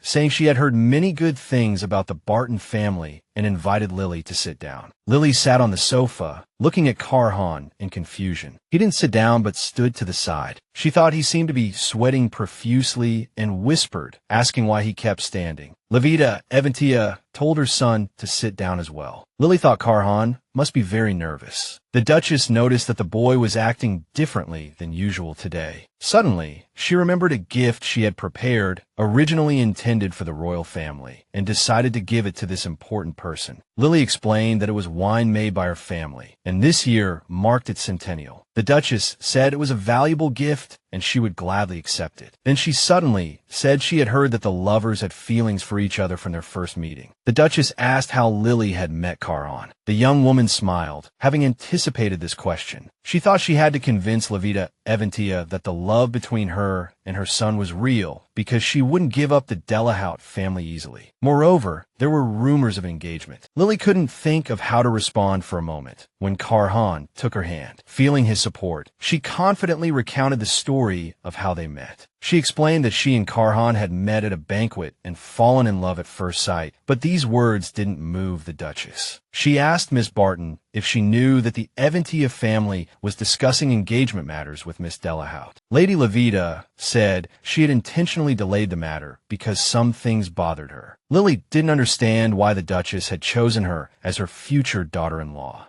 Lady Ilya explained that Miss Stella had a difficult personality, but at the time, she was the most suitable candidate. The Duchess explained that the men of the Eventilla family deserved a partner from the best family. She concluded that she was glad she had followed her intuition and postponed the engagement, because that was how her son was able to meet this beautiful young lady. The Duchess added that she was glad the breakup with Stella Delahout went smoothly, and then asked when the couple planned to hold their engagement ceremony. Lily inwardly replied that since they were supposed to be together only at the end of the contract, the engagement was a tricky issue. Karhan, sensing Lily's unease, decided to answer that it was difficult to set a date for the engagement. The young master explained that Miss Barton's engagement with Mr. Terzian hadn't been completely dissolved yet. Lily noticed the man's hand trembling. Lady Ilya replied that she hadn't known about this, but hoped everything would be resolved quickly. The lady smiled and said that such an outstanding young lady should be married as soon as possible. The Duchess Eventilla said she really liked Miss Barton, and for some reason, these words made the young woman feel very uneasy. This was such an important matter concerning the engagement of the family heir, yet she was trying to arrange everything as quickly as possible. Furthermore, the Duchess had never looked at her son since their first meeting. She probably didn't care about him at all. The Duchess Eventilla was like a merchant trying to sell goods as quickly as possible before they depreciated in value. Suddenly, the young woman mustered the courage to reply that since they were talking about engagement,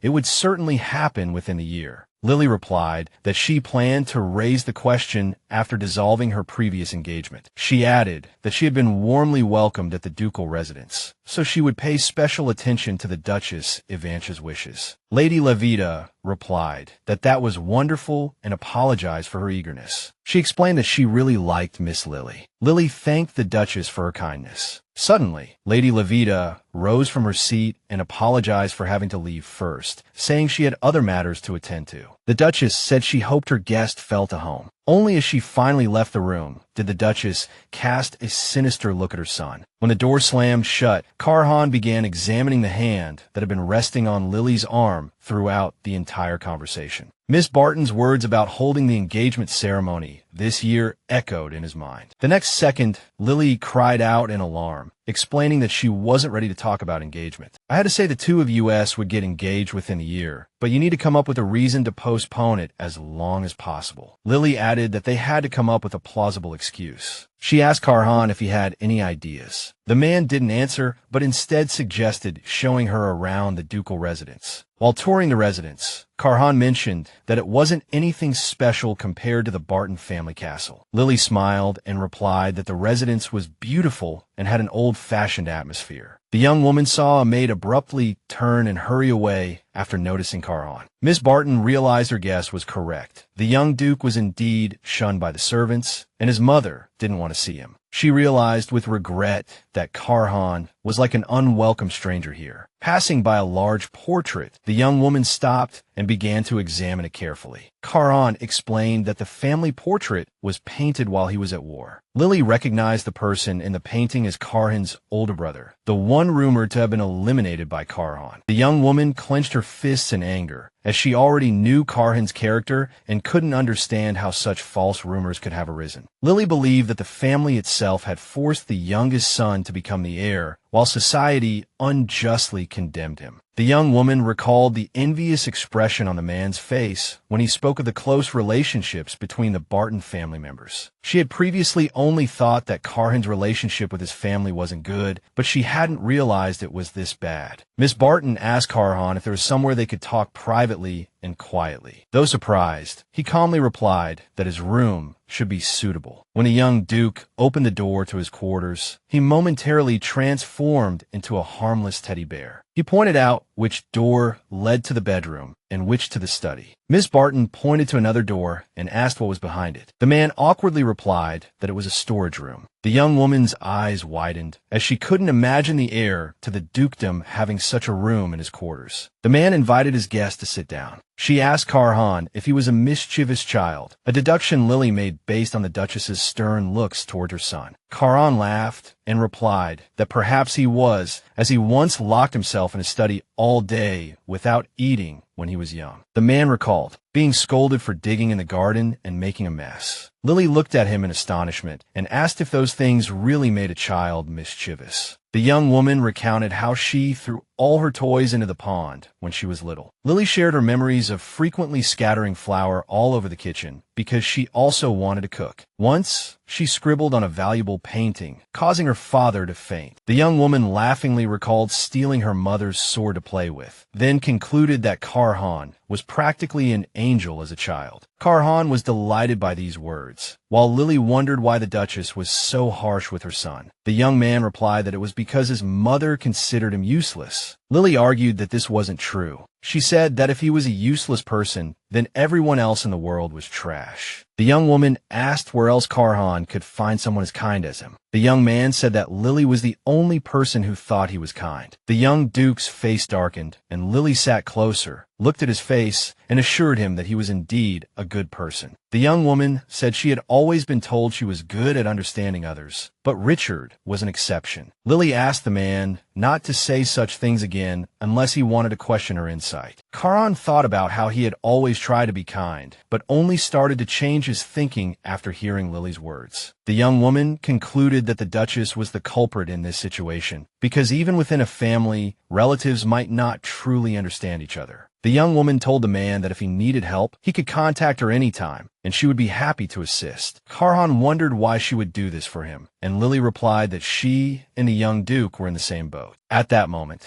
the man felt he had been futilely expecting a different answer, as he and Miss Barton had a contractual relationship. The young man dejectedly thought that, in fact, he had been hiding the fact that his family didn't acknowledge him as the heir. Karhan thought it was time to admit that his parents had abandoned him, and perhaps he couldn't fulfill his part of the contract. On the other hand, he was afraid to see disappointment in her eyes, because if Miss Barton found out everything, she would start to despise him and eventually leave. The man decided this couldn't be allowed, as he wouldn't be able to live without her after growing accustomed to the warmth Miss Barton provided. The visitor looked at Carhan's bedroom and remarked that the room was rather small for a duke's son. Lily. She glimpsed the box she had helped him pick out and asked why he hadn't given the gift to anyone. He admitted he bought it because he'd always wanted it, but it didn't suit his image, so he pretended it was for someone else. Lily replied that it was cute and offered a cover for him at the store next time he needed to buy something. She noticed that in Carhan's room, besides the bouquet and the box, there were books about love and a box of chocolates. The guest was pleased to discover he had kept everything she had given him. Miss Barton felt her heart race, remembering how Richard Terzian would discard his fiancé's gifts once he grew tired of them. Lily noticed Carhan was back in black and asked why he wasn't wearing the clothes they had recently bought. The young man replied that it wasn't intentional, and she asked him to open his wardrobe. Lily decided it was time to organize her fake lover's wardrobe, checking if all the clothes they had chosen together were there. She looked at his coat and asked how many years ago that style had been fashionable, insisting he not wear it again. Suddenly, she noticed the coat's buttons. Just then, Malik entered the room and told his master that it was late and Miss Barton should return home. She agreed it was indeed time to go. The young man offered to escort her out, and she agreed, but only on the condition that he hide those old clothes as far away as possible. Carhan promised he would. Then the fake couple walked to the porch. Miss Barton noticed Terzian standing next to her carriage and said she hadn't expected to see him today. Mr. Avancha's personal assistant replied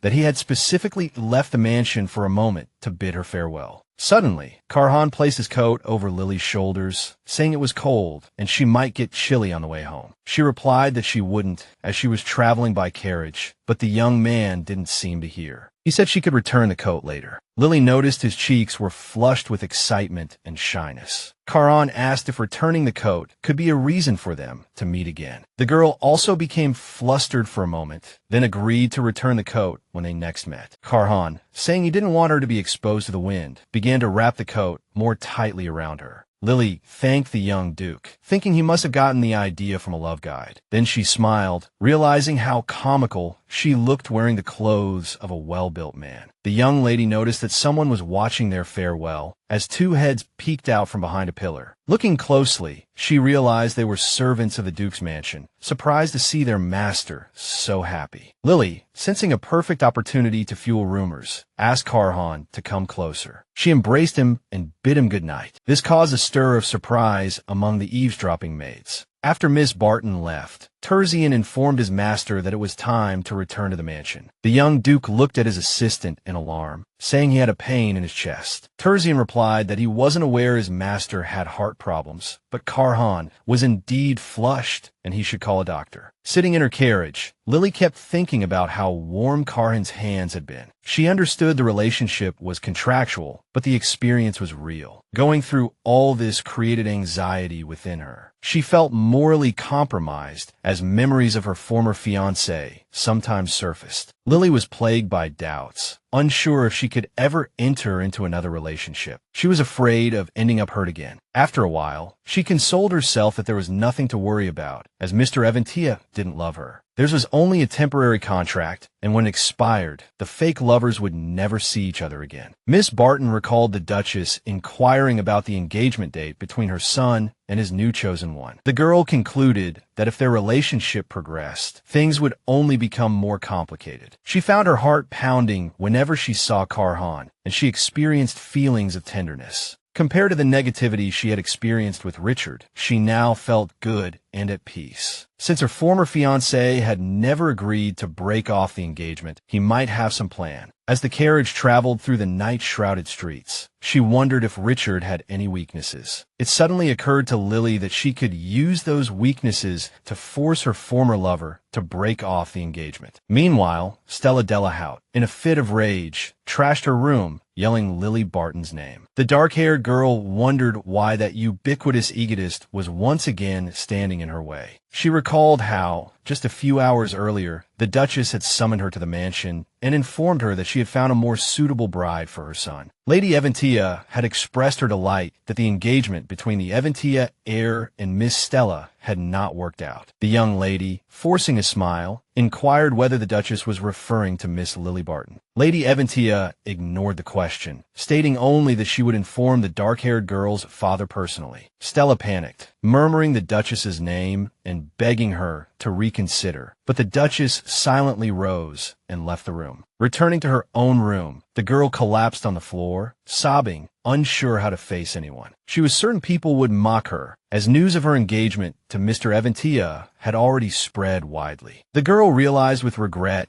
that she had lost her last chance to defeat that loathsome scoundrel. When her governess knocked, Miss Stella angrily stated that she had asked not to be disturbed. The maid replied that a visitor had arrived and insisted on seeing the young lady. The visitor was Mr. Richard Terzian, and Miss Stella was puzzled by his arrival. The man stated bluntly that he wanted Miss Lily and Mr. Carhan to break up. The dark-haired girl asked how the visitor planned to achieve this. He recounted a recent encounter with the Duchess Eventia at a social event. She had mentioned hearing that Mr. Richard was breaking off his engagement. The man angrily declared this a lie, adding that he hadn't expected the Duchess to believe such a filthy rumor. The lady had responded with feigned disappointment, saying she had heard it from Miss Lily herself. The young man mentally noted that even the Duchess had been drawn into this deception. He suddenly realized this was not a game. Richard decided he could no longer wait for his father to act, as Lily clearly intended to end the relationship. Suddenly, he remembered Stella Delahout and decided he needed to join forces with her and take action. The visitor said he knew Miss Delahout was in the same situation. He believed he hadn't misjudged in coming to her. The man explained that he fully understood the girl's feelings, having experienced the same thing when he was informed of the broken engagement. Richard guessed she must be furious and feeling betrayed, and promised that if the plan succeeded, everything would return to the way it was. The man promised Miss Stella that she would once again be the Duke's heir's fiancé, but she expressed doubt that Richard's plan would work. She knew Miss Barton wasn't one to stand idly by, but on the other hand, the gamble was worth taking. Stella decided that rather than sit back and watch that insufferable upstart take everything, she might as well try to do something. The dark-haired girl asked what Richard's plan was and what she should do. Hearing these words, the man gave a conspiratorial smile, his eyes gleaming. The next day, in the weapons shop, Francis groaned angrily, insisting he wouldn't give up his sword for anything. Malik tried to calm him down, explaining that his sword looked like a piece of scrap metal from afar. Miss Lily, displeased with her knight's stubbornness, asked the shopkeeper to bring out the best sword in the shop. The boy said tearfully that the sword was the one he had received when he began serving as Miss Barton's knight. Malik sighed irritably, and Francis angrily retorted that such an indifferent person couldn't possibly understand his feelings. The young lady informed the knights that the selection competition for escort knights was about to begin. Miss Lily reminded them that in the competition, old swords might break, and the wielder could be injured or seriously wounded. She handed the new sword to Francis, telling him to consider it a gift from her and wishing him luck in the competition. The young lady expressed her hope that the knight serving her would win the qualifiers again. When Francis agreed to accept the gift and promised to win the competition, the mistress asked Malik if he needed a new sword. The man replied that he had recently replaced his weapon, being more rational than his companion. Miss Lily laughed at the knight's renewed bickering and happened to notice some cufflinks on the counter. The seller explained that the cufflinks contained high-strength gemstones that could protect the wearer from misfortune. The girl then asked for them to be wrapped along with several other purchased items. As Miss Lily left the weapons shop, accompanied by her knights, they encountered several children on the street. A girl was crying because she had lost a coin on the road, and her younger brother cried out that it was the money their mother had given them to buy bread. Francis looked at the children, judging them to be from the slums, and that the money was probably enough to buy them bread for a whole week. The knight wanted to help the children, but then thought his rash actions might damage the young lady's reputation. At that moment, Miss Lily approached the children, offered them a gold coin, and asked if it was what they had lost. The girl countered that their coin was copper, while this one was gold. Then the young lady, with a serious expression, admitted that she had taken the coin. Miss Lily said she wanted to exchange it for another one. The children explained that they needed to buy white bread. They asked if the young lady had enough money, and Miss Lily replied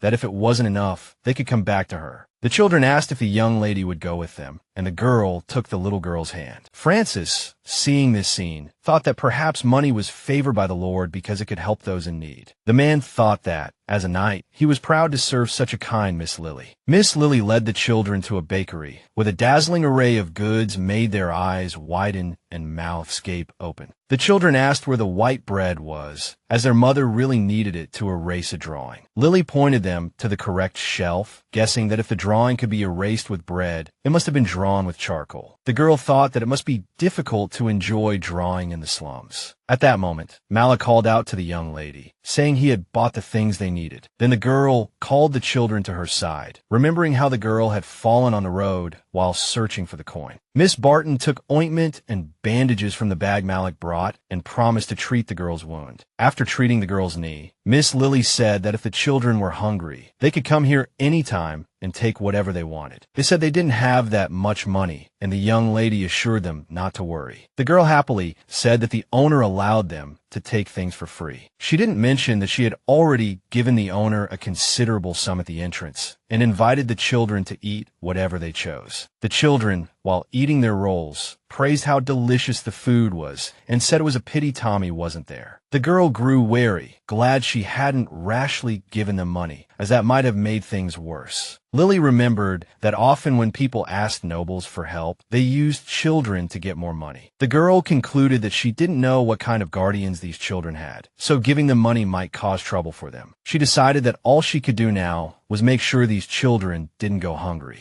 Miss Barton turned to the shopkeeper and said that if he agreed to give bread to the poor, she would buy all her bread from him from now on. The shopkeeper nodded enthusiastically, and Lily handed him a card bearing the Barton family seal. She said she would send someone later to discuss the details. Upon returning home, Lily ran into her brother, Henry, noticing he had returned early today. Henry started to say something about her next meeting with Mr. Eventia, but then hesitated and said he had finished his work early. He asked his sister where she had been. Lily replied that she had some business at the market. An awkward silence followed. The silence was broken by Henry, who suggested they go for a walk. His sister was happy, but didn't yet know that the upcoming conversation wouldn't go smoothly. While walking in the garden, silence stretched between the siblings until Henry finally decided to ask Lily if she had eaten well. The girl answered in the affirmative and asked her brother the same question. He replied that he had also eaten well. The conversation fell silent again. Henry asked how the meeting with the Eventia heir had gone. Lily, thinking her brother was concerned about her relationship with Karhan, happily replied that everything was perfect. She explained that, of course, she didn't see the young man every day, but their relationship remained strong and stable. Suddenly, the girl realized that her brother wasn't only worried about her relationship with Mr. Eventia, but also about his sister. He didn't want her to get involved with a bad person again. The girl was touched by such care, but she knew Karhan was a good person and all the rumors about him were lies. Suddenly, Henry said that he wasn't sure yet, but he felt that Mr. Karhan wasn't as bad as people said. Henry said he'd been too rude about his sister's new choice. Lily couldn't believe her brother was the first to admit his mistake. He added that this didn't mean he was completely wrong in the beginning and said he would definitely review all the documents again. Henry continued, saying that if his sister really liked Mr. Eventia, there was nothing he could do. Lily handed Henry a package, saying she had bought him a gift to cheer him up because he had been so busy lately. The gift turned out to be a fountain pen with a long base, designed to prevent wrist strain while writing. Lily explained that she'd noticed Henry's worries and made the gift so he'd know he was also cared for and loved. Henry looked at Lily gratefully and asked if she'd had dinner. Upon hearing her negative reply, he suggested they eat together. Lily concluded that, although she still had many unresolved questions, thanks to their walk, she felt much closer to her brother, which made her very happy. The next day, at the Duke's mansion, Terzian was preparing Karhan for Earl Barton's exhibition. The young Duke had received an invitation, but knew nothing about art, so he asked Terzian for help. The young Duke's aide asked various questions about the origins and content of the paintings, and almost all of his answers were correct, so Terzian believed his master would be able to answer any tricky questions. He said his master was ready to attend the exhibition and wish him good luck. Earl Cliff Barton greeted Mr. Eventia at the castle, and the young man expressed his gratitude for the invitation. The Earl suggested they take a walk around the exhibition while he still had some free time. The exhibition hall looked stunning, filled with many outstanding works of art. Earl Cliff said he had invested a lot of time and effort into this event and sincerely hoped the guests would enjoy it. Karhan replied that the Earl had exquisite taste and thanked him again for the invitation. The Earl smiled and pointed to a painting, asking the young Duke if he recognized it. Mr. Karhan confidently replied that he had never seen the painting in person, but had seen it in books. Terzian was pleased that his master was performing well, but worried that Miss Barton's father hadn't commented on it. After a few seconds of silence, the Earl smiled and said he hadn't expected such a deep understanding of art. The aide told his master to keep up the good work, then boldly asked the Earl for his opinion on the painting. The Earl was surprised that someone had asked for his opinion, as even his family wasn't very interested in his passion for art. The Earl began to speak enthusiastically, but his answer was long, and later he asked if he had bored Mr. Karhan with his rambling. He explained that it was the first time he had met someone with similar interests, so he hadn't noticed the time flying by. Karhan said he wasn't bored at all, as Earl Cliff's stories were very interesting. The Earl thanked Mr. Eventia for the compliment, but then looked embarrassed. He realized that this was only their second meeting, and he already liked the young man very much. The Earl chided himself for being too straightforward and told the young man that the next part of the exhibition was abstract art. The Earl led Karhan to an abstract painting, which expressed objects with simple elements and colors. The Earl asked the young man for his opinion on the exhibit, and Karhan replied that he was moved by the soft, warm colors. The young Duke said the painting evoked tender feelings in him and somehow reminded him of Miss Lily. The Earl said that lovers were very fond of this painting and guessed that the artist had dedicated it to the theme of love. The Earl said he enjoyed their conversation and suggested they meet more often with Mr. Karhan. Terzian was shocked when the Earl asked the young man if he liked music. Mr. Eventia replied that he did, adding that he often listened to music at home. The Earl then praised the young man for being so multi-talented. The Earl suggested they go to an orchestral performance together next time, but the young Duke wasn't happy. He understood that music involved memorizing much more than art, and it would be easy to make a mistake. The young man was determined to refuse, as he hadn't been able to find the courage to decline the Earl's invitation last time. Just as Karhan was about to answer, the Earl said he was planning to invite his daughter as well. Mr. Karhan immediately agreed, and the Earl said it was wonderful they had similar interests. Suddenly, a subordinate, acting as the exhibition manager, approached the Earl and whispered something in his ear. The Earl apologized and said he needed to excuse himself for a moment. Karhan replied that it was all right and he would look around. The Earl asked him not to go far, saying he would be back soon. After Earl Cliff left, the first thing Terzian did was angrily ask his master what he was thinking when he agreed. Karhan replied internally that he had intended to refuse, but when he heard Miss Barton's name, he couldn't help but accept the invitation. At that moment, he noticed some strangers staring at him, asking if it was truly Mr. Eventia before them. Karhan recalled Earl Cliff Barton saying there couldn't be any bad people among art lovers, but for some reason, he couldn't bring himself to speak. A nobleman asked if the young man was unwilling to open his mouth, or if they, the elders, weren't worthy of his attention. Karhan decided the most important thing was not to panic. He remembered Lily saying that in such situations, it was best to smile. He tried to force a polite smile, but the nobles took it as mockery. They called him arrogant and presumptuous. The young Duke didn't understand why this tactic wasn't working. Then the nobleman asked what the young man was doing here, and whether he had developed an interest in art. Karhan said he had been invited. The old man asked who had invited him. Terzian, annoyed, mentally retorted that he would gladly invite the nobleman to a meeting on the battlefield. When they heard Mr. Eventia mention Earl Barton's name, the old nobles began to whisper amongst themselves. They were indignant that the exhibition director himself would invite such a ruffian, because he only invited those who genuinely loved art. The old men exclaimed that the young man must have stolen the invitation, as such a bloodthirsty warrior couldn't possibly appreciate painting. Terzian grew worried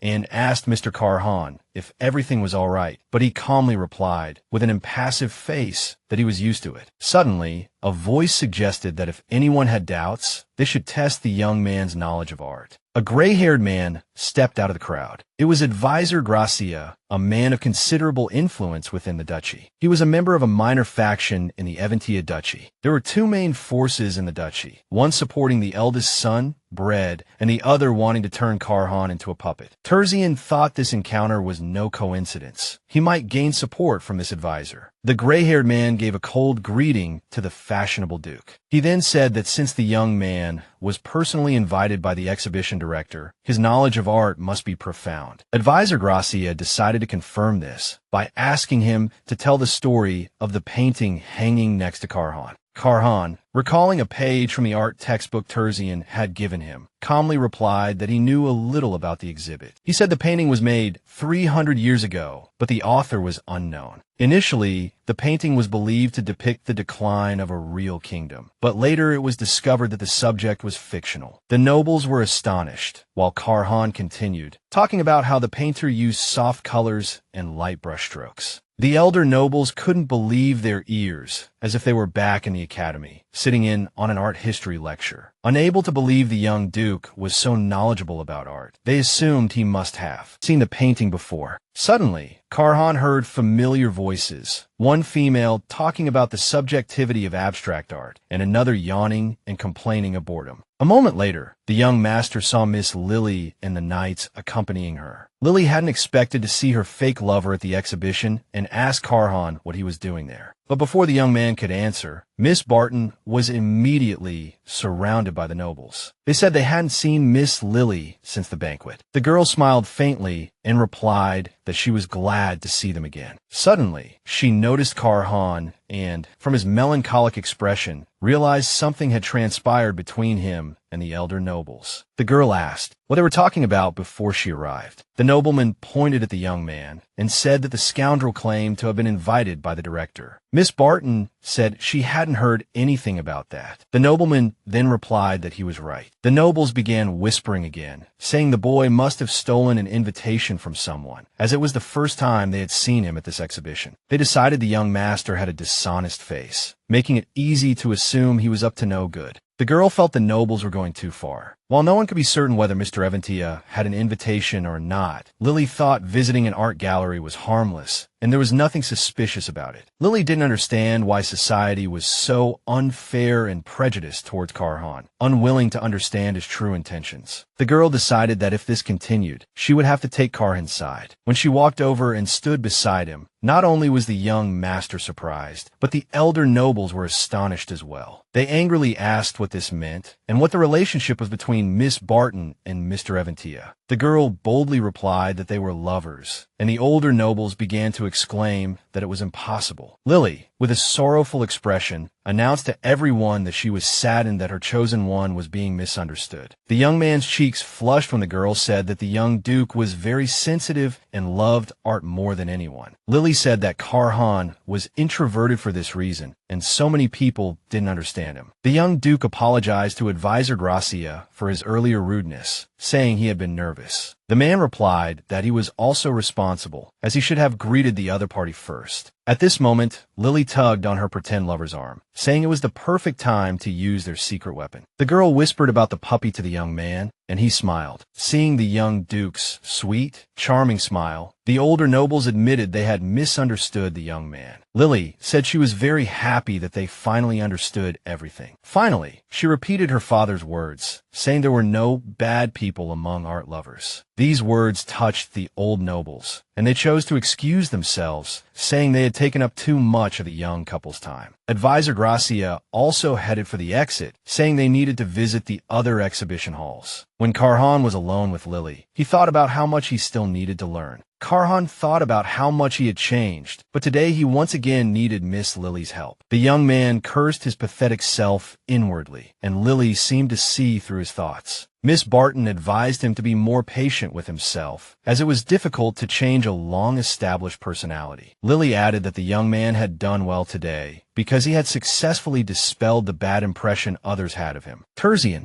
happily added that his master had indeed done well and had successfully impressed Advisor Gracia. At this moment, Earl Cliff, breathless, appeared nearby, surprised to see his daughter, and asked what she was doing there. Lily replied that she wanted to visit the exhibition and asked him why he had become so close to Mr. Eventia without her knowledge. Without waiting for an answer, she threateningly asked her father when he had sent the exhibition invitation to that man. The Earl began to plead with her not to tell her mother and brother, or he would be punished as a traitor. The man was flustered. Suddenly, the young Duke began to explain that on the day he was invited to the mansion, he had made a request to the Earl. The Earl confirmed everything, saying that the young Duke himself had asked everyone to send out invitations. The man said he was going to talk to the other guests at the exhibition. Then he winked at Caron, quietly thanking him for his help and promising to see him again at the orchestra performance. When the Earl left, Lily asked if her father had done anything, and Caron honestly replied that they were just looking at the paintings. The girl asked the young Duke if he had time to see all the exhibits, but he replied that he had been distracted by the conversation with the older nobles. Lily then suggested that they continue to tour the exhibition hall together, and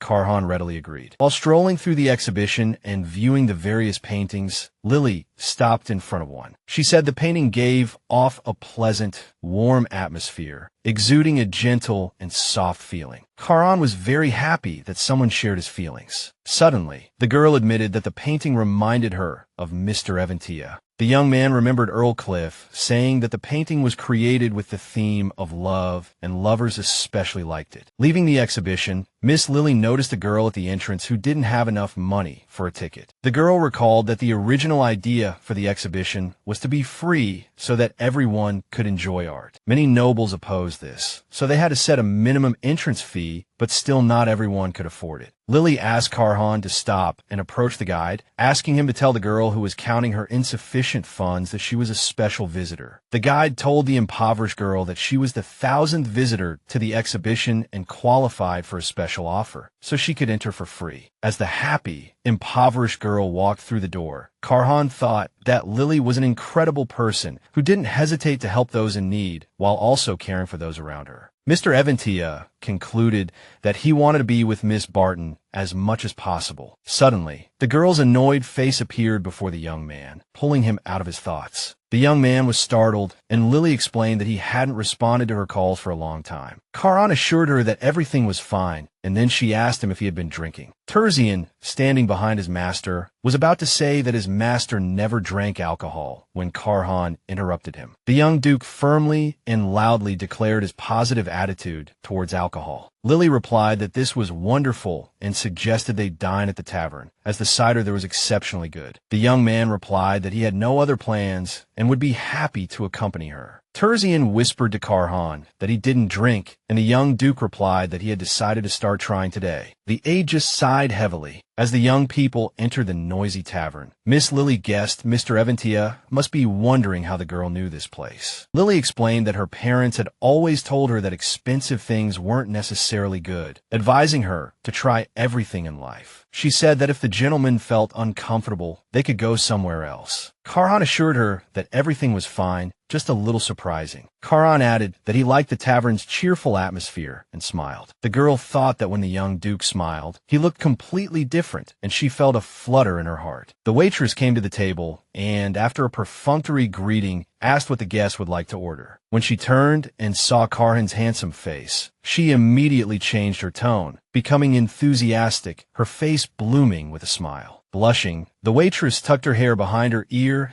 and asked the young man if this was his first time here, and if she could offer him some recommendations. She recommended the cheaper set meals on the menu to Caron, saying they were especially delicious, and began listing her personal favorites. Lily wondered if the waitress wasn't afraid of Caron, noticing that the boy's expression had indeed softened compared to before. Miss Barton thought this was indeed a good thing, but a strange feeling welled up inside her. Noticing Lily's distraction and silence, Caron decided to engage her in conversation, asking her what she liked on the menu. The persistent waitress was still hovering, eagerly recommending dishes. He wanted to get rid of the waitress first, so he politely thanked her for her help, saying he needed to think about what to order. Lily saw a look of yearning for praise in Caron's eyes, like a puppy waiting for a pat. The girl said he was very good at refusing people, and he explained that it was all thanks to her teachings. Lily objected, emphasizing that it was all Karhan's own hard work, and then concluded that the young Duke no longer needed her. Hearing these words, the young Duke's heart sank, and he indignantly asked why she would say that. She replied that she doubted there was anything more she could teach the young man, especially seeing the obvious progress he had made. When a waitress brought the ordered dishes and drinks, the two began to eat, and Lily noticed that Karhan quickly became drunk. This surprised the girl, as the man had previously assured her of his tolerance for alcohol. Lily suggested leaving the tavern, but the tipsy Karhan insisted that everything was fine and thanked her for recommending such a good place. The girl laughed in response, as the man really didn't look well, and suggested he stop drinking the wine and stick to beer. Looking at the happy Karhan, the girl thought that only when she was with him did she feel free and happy. She thought that she hadn't initially intended to get too close to this person, but they had come together because of a contract, otherwise they might have just been ordinary friends. Lily suddenly realized that whenever she thought about parting ways with Karhan, she felt an unbearable sadness. The young man broke the silence, saying that thanks to meeting Miss Barton, he had learned to express his opinions and refuse others. Recalling a recent situation, Karhan said that he still got very nervous when facing a crowd. He complained that he hadn't even realized how he'd frozen, afraid of saying the wrong thing or ruining the atmosphere, and then he'd been at a loss. The girl mentally noted that the young Duke was still apprehensive when talking to older, high-ranking nobles. Lily thought that although she believed Karhan performed well, sometimes he still needed help. Miss Barton said that as long as she asked clarifying questions, she could maintain a conversation with anyone. She decided to demonstrate to the young Duke how this was done and called Francis over. The young lady asked him what he had been doing last night, and the knight replied that he had gone to see a friend. Miss Barton said that was interesting and asked which friend. The man explained that this friend used to work at the mansion. Francis said that yesterday this friend had suggested going to a restaurant, and the mistress feigned surprise and asked which restaurant. The knight replied that it was the one that had recently opened on 3rd Street. The man, caught up in the story, excitedly yelled about the jerk being late and eating everything, then saying he'd forgotten his wallet at home. Francis shouted that he wasn't finished with the jerk yet, but Malik pulled him away from the table. Miss Lily explained that this was her method. The young woman explained that this way, the direction of the conversation would shift to the other person and it would flow naturally. The young Duke expressed his gratitude for the advice, and the young woman said she was happy to help, proposing a toast. A short while later, the pretend lovers had emptied more than one bottle of beer. It was late, and Miss Lily's slightly tipsy eyes couldn't leave Karhan's face. She couldn't help but wonder why she still couldn't get used to her companion's exceptional appearance. Noticing the way Karhan held his beer mug, the young woman thought about how large the man's hands were. She noticed that the beer mug looked like a toy in his hand. Lily couldn't help but comment on how large his hands were. Karhan seemed embarrassed, and the young woman explained that her hands were naturally small. She picked up her own mug and asked him to notice how their mugs were the same, yet it looked large in her hand and small in the young Duke's. The young woman requested to compare their hands, pointing out that Karhan's hand was twice the size of hers and appeared rougher, likely due to calluses from sore practice. Lily, now quite drunk, unhesitatingly asked to touch the young man's hand. Karhan froze, startled, his face flushing red, unsure how to react, but after a few seconds of hesitation, he offered his hand to Lily. The man didn't understand what was happening as a warmth began to spread from where the young woman touched him. The young Duke noticed how small and soft Miss Lily's hand was compared to his. Suddenly, the man abruptly pulled his hand back, asking her to stop because his chest hurt. He added that it felt like his heart was about to leap out of his chest, then opened a small pill box and took out a pill. Lily asked, annoyed,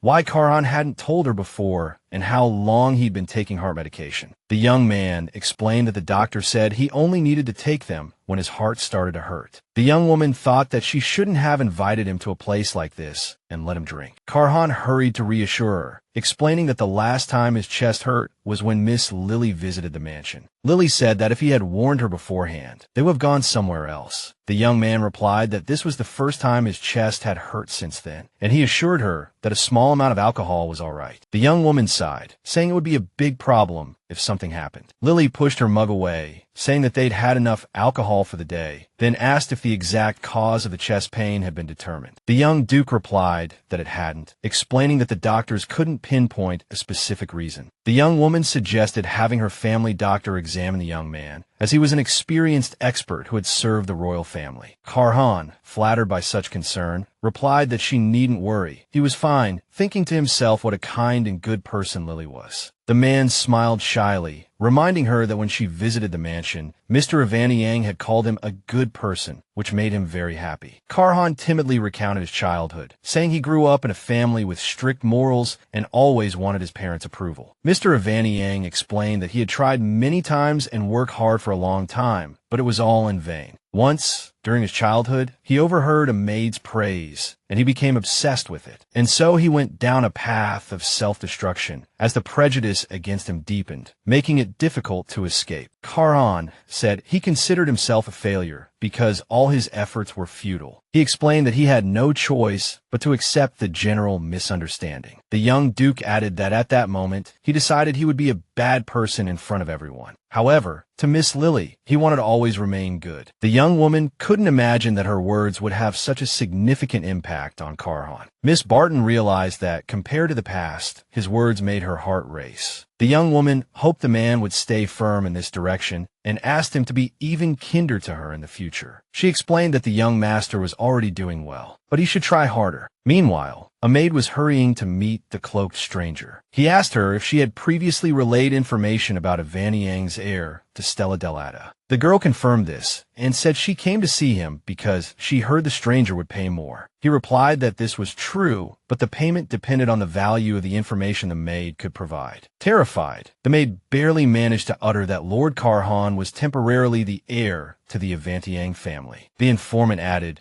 that she had overheard this while serving the Duchess, and an unknown individual demanded she explain what it meant. The girl explained that the Duke's eldest son was hiding abroad because of something he had done, and his younger brother was taking his place as heir. She added that this relinquishment of inheritance was temporary, and when the true heir returned, he would regain his position. The unknown individual tossed a bag of coins at the informant, stating that he was satisfied with what he had heard. The girl asked if there were any other errands, but the individual simply told her to leave. The unknown individual removed his hood, revealing himself to be Mr. Richard Turgeon. With a sneer, he thought of his former fiancé, who deliberately sought someone of higher status. But the person she trusted had been deceiving her all along while outwardly showing nothing. The next day, Mrs. Barton, the governess, reported that she had brought some laundered clothing, inquiring if it belonged to Mr. Evaniang. She also mentioned that the Duchess had returned recently, looking radiant after a long absence from the castle. Mrs. Barton appeared embarrassed, and the maid said she hoped the Duchess and Mr. Evaniang would have a good outcome. As Miss Lily looked at the cleaned coat the governess had brought, she fell into a reverie. She remembered how Karhan had draped the coat over her shoulders, escorting her from the mansion to the carriage. The next memory was of them drinking together at the tavern, where she couldn't take her eyes off him, as his expression and gaze were dazzling. That night, every memory of encountering him brought a pleasant tremor to her heart, like a new sprout emerging within. The girl thought that all the exciting feelings associated with their last meeting might have been just an illusion brought on by her being drunk. Lily thought that she shouldn't forget the true purpose of these pretend dates. She concluded that she had taught Karhan everything she could, and now she must maintain her distance. Violetta Barton remarked that it was a wonder to have the whole family gathered at one table. Cliff Barton decided to support his wife, replying that because their eldest son was always busy with work, they rarely had dinner together. Henry announced his impending promotion, and his father exclaimed that it was very timely. The young man explained that his boss had assigned him a lot of work recently, and he had unknowingly achieved excellent results. His father and sister began to congratulate Henry, and his mother affirmed this, then announced that he had received a marriage proposal. The young man requested to refuse, and the Countess countered that she hadn't finished speaking, to which he replied that there was no need to continue listening. Violetta Barton exclaimed that her son was truly stubborn, unwilling to marry or inherit the family business. The lady confessed that she had always hoped Lily would bring home a worthy suitor and mentioned Mr. Avaniang's name with distaste. Count Cliff said he was very worried about whom to entrust the management of the family business to and suggested having a third child. His wife angrily asked who would bear it, and then the Count suggested hiring a professional manager. Lily had intended to talk to her parents about this after her engagement ended, but now was the perfect opportunity. She mustered her courage and announced to her parents that she wanted to start running the family business. Her declaration shocked all the family members. The Countess decided to inquire about her daughter's intentions, reminding Lily that she had never been interested in family affairs before. Lily thought that her family's skepticism was understandable, as she had been repeating that she wanted to marry Richard, staying true to her role as the Marquis's fiancé. The girl said she understood she had no experience in this field, wasn't as smart as her brother, and didn't have as outstanding achievements. Lily said she had enough confidence in her abilities and wanted to try her hand at this endeavor because now her heart yearned to do so. Her parents were naturally surprised by their daughter's sincere desire, but supported her decision. Violetta Barton smiled and said that she agreed to let her daughter try herself in this role. The lady added that it had taken a long time for Lily to want to do something herself, and there was always time to gain experience and knowledge. Suddenly, the Countess changed her tone and asked her daughter if she was ready to take this seriously and be responsible for many workers. She sternly warned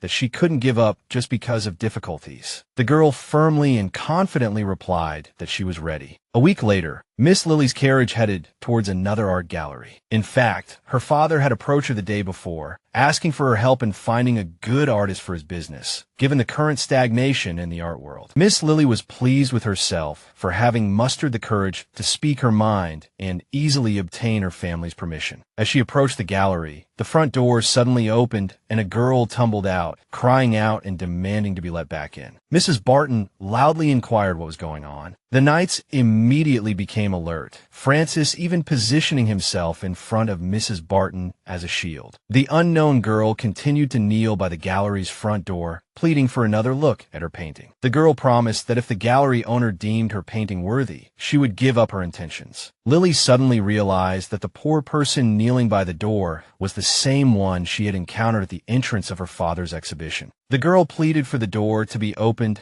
and to be given a chance, as this was the last gallery she had to visit. Lily couldn't help but wonder just how many galleries this poor person had already run to, given that this was supposedly the last one. She recalled that, thanks to the Barton family's support of art reform, there were about 10 galleries in this city alone. The unknown girl's worn-out clothes and the newspaper-wrapped wooden board beside her all pointed to her being an unrecognized artist, deprived of opportunity due to societal prejudice. Miss Lily asked Malik if approaching the poor person now would appear condescending. He answered in the affirmative and warned his mistress that if she approached the girl, she would become her last hope. Mrs. Barton replied that in that case, she would certainly do so. In the blink of an eye, she was at the gallery entrance. Mrs. Barton extended a hand to the poor person and asked if she could stand up. The girl stood up, dusting herself off, and thanked Lady Lily for her help. The lady asked her to show her painting. The unrecognized artist was very shy, saying it was the first time someone had offered to see her work. She shyly handed the piece to Mrs. Barton, saying she was still quite inexperienced in the visual arts. Lily was amazed by what she saw, thinking that this unrecognized artist could potentially change the world. After a moment, Mrs. Barton inquired about the stranger's name and offered to sign a contract. The poor girl could hardly believe her ears. Lady Lily explained that she wanted to buy the painting and commission the next one. The girl was stunned, realizing this was a huge opportunity, but she regretfully said this was her last painting. Lady Lily was puzzled, and the unrecognized artist explained that due to a large debt at home, she was giving up painting. She said she was in a difficult situation, adding with a smile that she also had a younger sister and brother. The unrecognized artist explained that she had to work hard so they wouldn't starve. She clarified that even if the lady bought the painting under contract, she wouldn't have time to paint. Mrs. Barton called for Francis and Malik to to bring the sponsorship forms. Lady Lily asked the girl to wait a moment, and after a while, she returned with a temporary contract. The lady said the contract was for 3 years and included an advance payment. Mrs. Barton added that art doesn't happen overnight, so there wouldn't be strict deadlines. She said she could provide a studio, canvases, and paints, but this would require an exclusive contract. The lady added that accepting commissions from others would be prohibited under such an agreement. The artist exclaimed, asking why Mrs. Barton was offering an exclusive contract to an unknown creator, as it was such a good offer. The lady replied that she saw a special talent and potential in the girl and believed she deserved a good opportunity. The poor girl realized that despite visiting many galleries, she had never heard such words. She asked what would happen if she took the advance and ran away. Mrs. Barton replied that it would be all right, as the painting would remain with her. Suddenly Malik called to them, saying the studio was ready and they could go and see it. Stunned by how quickly things were changing, the girl asked the lady her name. Lady Lily replied, apologizing for forgetting to introduce herself, and then gave her name. The girl was shocked to discover that she was speaking with the daughter of the Earl of the renowned Barton family. Lady Lily invited the disheartened artist to accompany her to the studio to discuss the details of the deal. A week later, Karhan received a note saying that Lily wanted to see him to return his dress clothes. The young duke was relieved that the girl had finally contacted him, as he had been quite drunk and had behaved poorly during their last meeting. Determined to present himself properly before the lady this time, the young man asked his assistant if his attire was too revealing. Terjan replied with a laugh, saying that firstly, the outfit suited his master well, and secondly, it added to his charm. Mr. Karhan's personal assistant, Terjan, said that the clothes accentuated his master's best features and overall charm. He added that his master needed to dress like this more often to emphasize his appearance, especially since Miss Barton would appreciate such an image. The young duke replied that, in that case, he agreed, adding that he had recently been feeling as though someone was watching him. Recently, an unknown individual shadowing Karhan speculated that the subject of his surveillance was reputed to be a bloodthirsty killer on the battlefield. Mr. Avaniang was known to ruthlessly eliminate anyone who approached him. However, rumors now suggested that his temper had softened, meaning that perhaps the unknown individual could establish a useful connection. After a while, he approached the young duke, feigning a chance encounter, saying he hadn't expected to meet him here. The stranger explained that he had noticed Mr. Avaniang and, unable to believe his eyes, decided to come up and greet him to be sure. He requested to sit at the young duke's table and introduced himself as Alfred from the Viscount Smith family. The man said he was sorry they hadn't had a chance to talk when they met at the banquet. I noticed Mr. Avaniang holding a book on the fundamentals of romantic relationships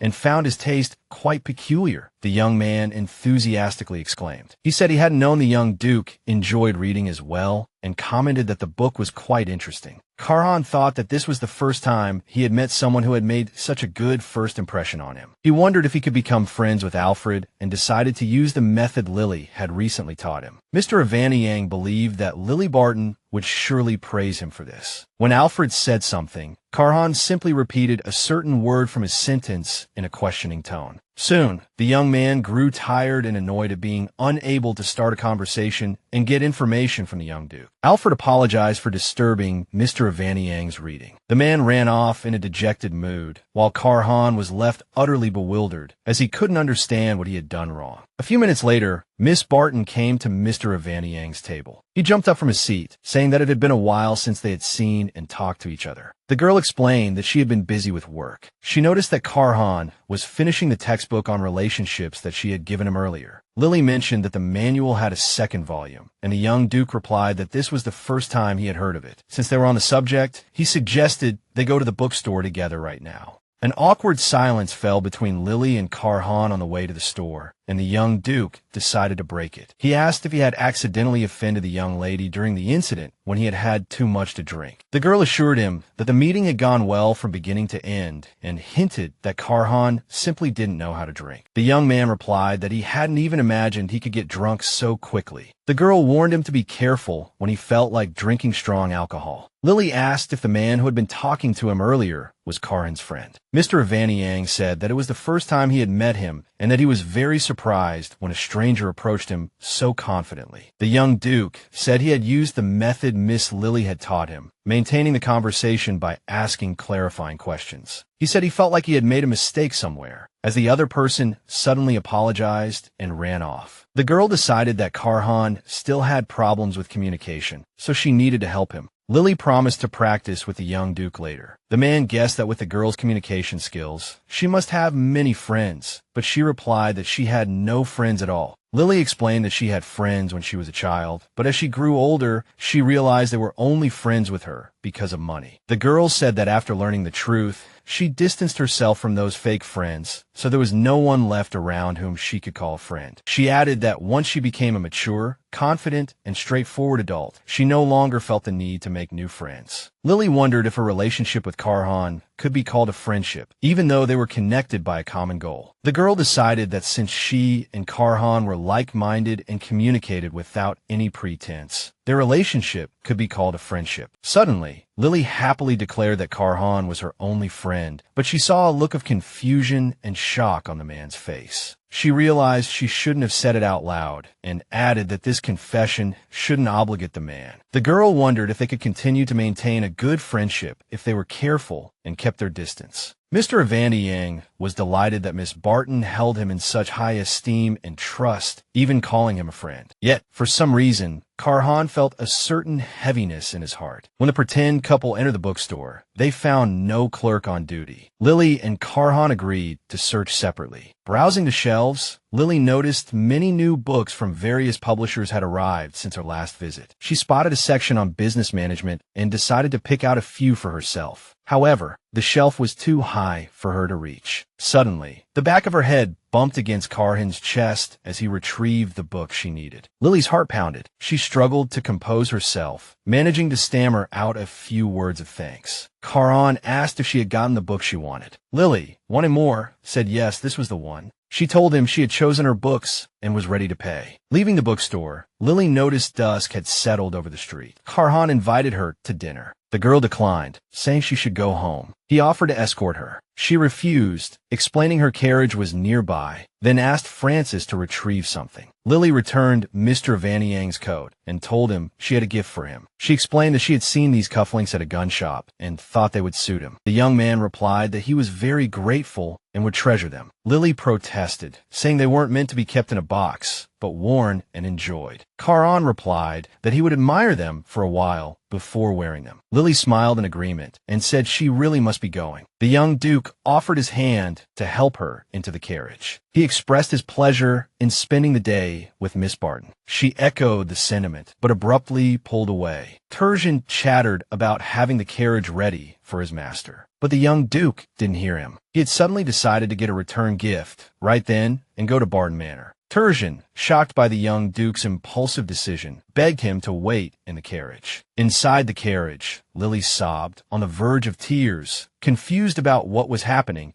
as she genuinely only wanted to be Karin's friend. She lamented that her heart raced uncontrollably whenever she was near Mr. Evandiyang. As the carriage headed towards the Barton estate, she heard a commotion and the voice of her former fiancé. He demanded to see her. She opened the carriage door, instantly regretting it when her eyes met Richard's. She couldn't believe the scoundrel had appeared after such a long absence, suspecting he was up to no good. Her former lover begged her to step down and talk. Francis and Malik tried to calm Mr. Richard, who angrily protested their treatment of him. Miss Barton, realizing the Knights were no match for her enraged ex-fiancé, decided to intervene. She opened the carriage door, reminding Richard she had asked him not to bother her. He tried to approach the carriage, but Francis blocked him, ordering him not to come any closer. Richard pleaded with her not to be cruel or angry, claiming he had interesting information about Mr. Evandiyang. Richard claimed Lily's new love interest was hiding something. She asked why he was slandering Karhan. She urged him to leave, but he angrily retorted that he was trying to protect her and she was driving him away. Furious, she refused to listen, ordered the coachman to drive on, and started to close the door. Richard slammed his hand against the carriage to stop her, threateningly shouting that he wasn't finished. Lily was terrified. Suddenly, A man's voice asked what was happening. The imposing man was Mr. Evaniang, who grabbed her distraught ex-fiancée's hand. Richard, delighted to see Karhan, declared his arrival timely, as they were discussing how he had charmed Miss Barton. Lily's former fiancé claimed he knew Karhan was deceiving her because he wasn't the true heir. The girl couldn't believe the words of her despicable and deceitful ex-lover might be true, especially since Karhan offered no immediate denial. Richard sneered, saying the charade was over and it was time to stop fooling his naive bride. Lily abruptly pushed open the carriage door and demanded they stop. Richard, with a smile, replied that the girl probably didn't understand what was happening. He explained that Karhan had deceived Miss Barton, using the authority his title afforded him to coax her. Richard added that Karhan was merely a puppet. Lily angrily retorted, asking her former fiancé if he truly thought this information would make her return to him. She said she knew Richard was a scoundrel, but she hadn't expected him to stoop to airing someone else's dirty laundry. Lily told Karhan they had things to discuss. Richard pleaded with her to stop and listen. At the carriage entrance, Miss Barton abruptly turned and firmly declared that she and her former fiancé had only one thing left in common. She stated she was still waiting for Richard to sign the agreement, dissolving their engagement, and ordered the carriage to leave. As the girl's carriage disappeared from sight, Richard gritted his teeth and said she would regret it. Karhan apologized for not reporting this information sooner. He explained that he had been waiting for the right moment, choosing his words carefully, then added that, in fact, his own family didn't like him. Lily finally understood why she had felt so uncomfortable at the Evaniang family estate. She then smiled reassuringly at the young man and said everything was all right, asking him to continue. He said his family had always treated him poorly, even when he was very young, still in his mother's arms, sleeping in his cradle. Karhan added that at some point, his mother's attitude towards him had grown cold, and he didn't understand what he had done wrong. He said he tried to change the Duchess's attitude towards him, but the more he tried, the wider the gulf between them became. The young man said sadly that the situation was irreversible because his father was too busy with work. He added that his older brother had also begun to treat him the same way as his mother. Karhan concluded that this was how a little boy named Karhan became a ghost in the ducal family. He explained that, consequently, he had fled to the battlefield at the age of 14, and since then, he had participated in many battles. The young man said that last year he had received orders from his family to become the heir in place of his brother. Karhan explained that the position couldn't remain vacant, so during his brother's absence, he had taken on the title. He said that once the true heir returned, he would relinquish the title, so he hadn't received the traditional heir's training. Karhan asked if he had disappointed Lily and said he was truly sorry. Lily thought that, setting aside her emotions, it might be better to terminate the contract and start looking for other ways to break off the engagement. She suggested it would be much better this way, as it had proven difficult for them to remain good friends. Then, deciding to pretend nothing had happened, she casually asked Mr. Evaniang his purpose for coming. Karhan apologized and explained that he wanted to return a gift, as he felt he had been the only one receiving so many presents. Lily thought she couldn't and didn't want to pretend nothing had happened. She worried about what would happen to Karhan if she left now, as he would be waiting for the true heir's return. She guessed Karhan would be exiled again by his family to some distant battlefield. Miss Barton ultimately decided she didn't want Mr. Evaniang to suffer such a fate and proposed terminating the contract. She explained that she wanted to start over, establishing a cooperative agreement instead of a transactional one. The young man asked what she meant. Lily replied that she would help Karhan become the true heir of the Evaniang family. He protested that it was impossible, as no one, neither his family nor the Council of Elders, would support him. Confident and cheerful, Lily declared that she herself would be his support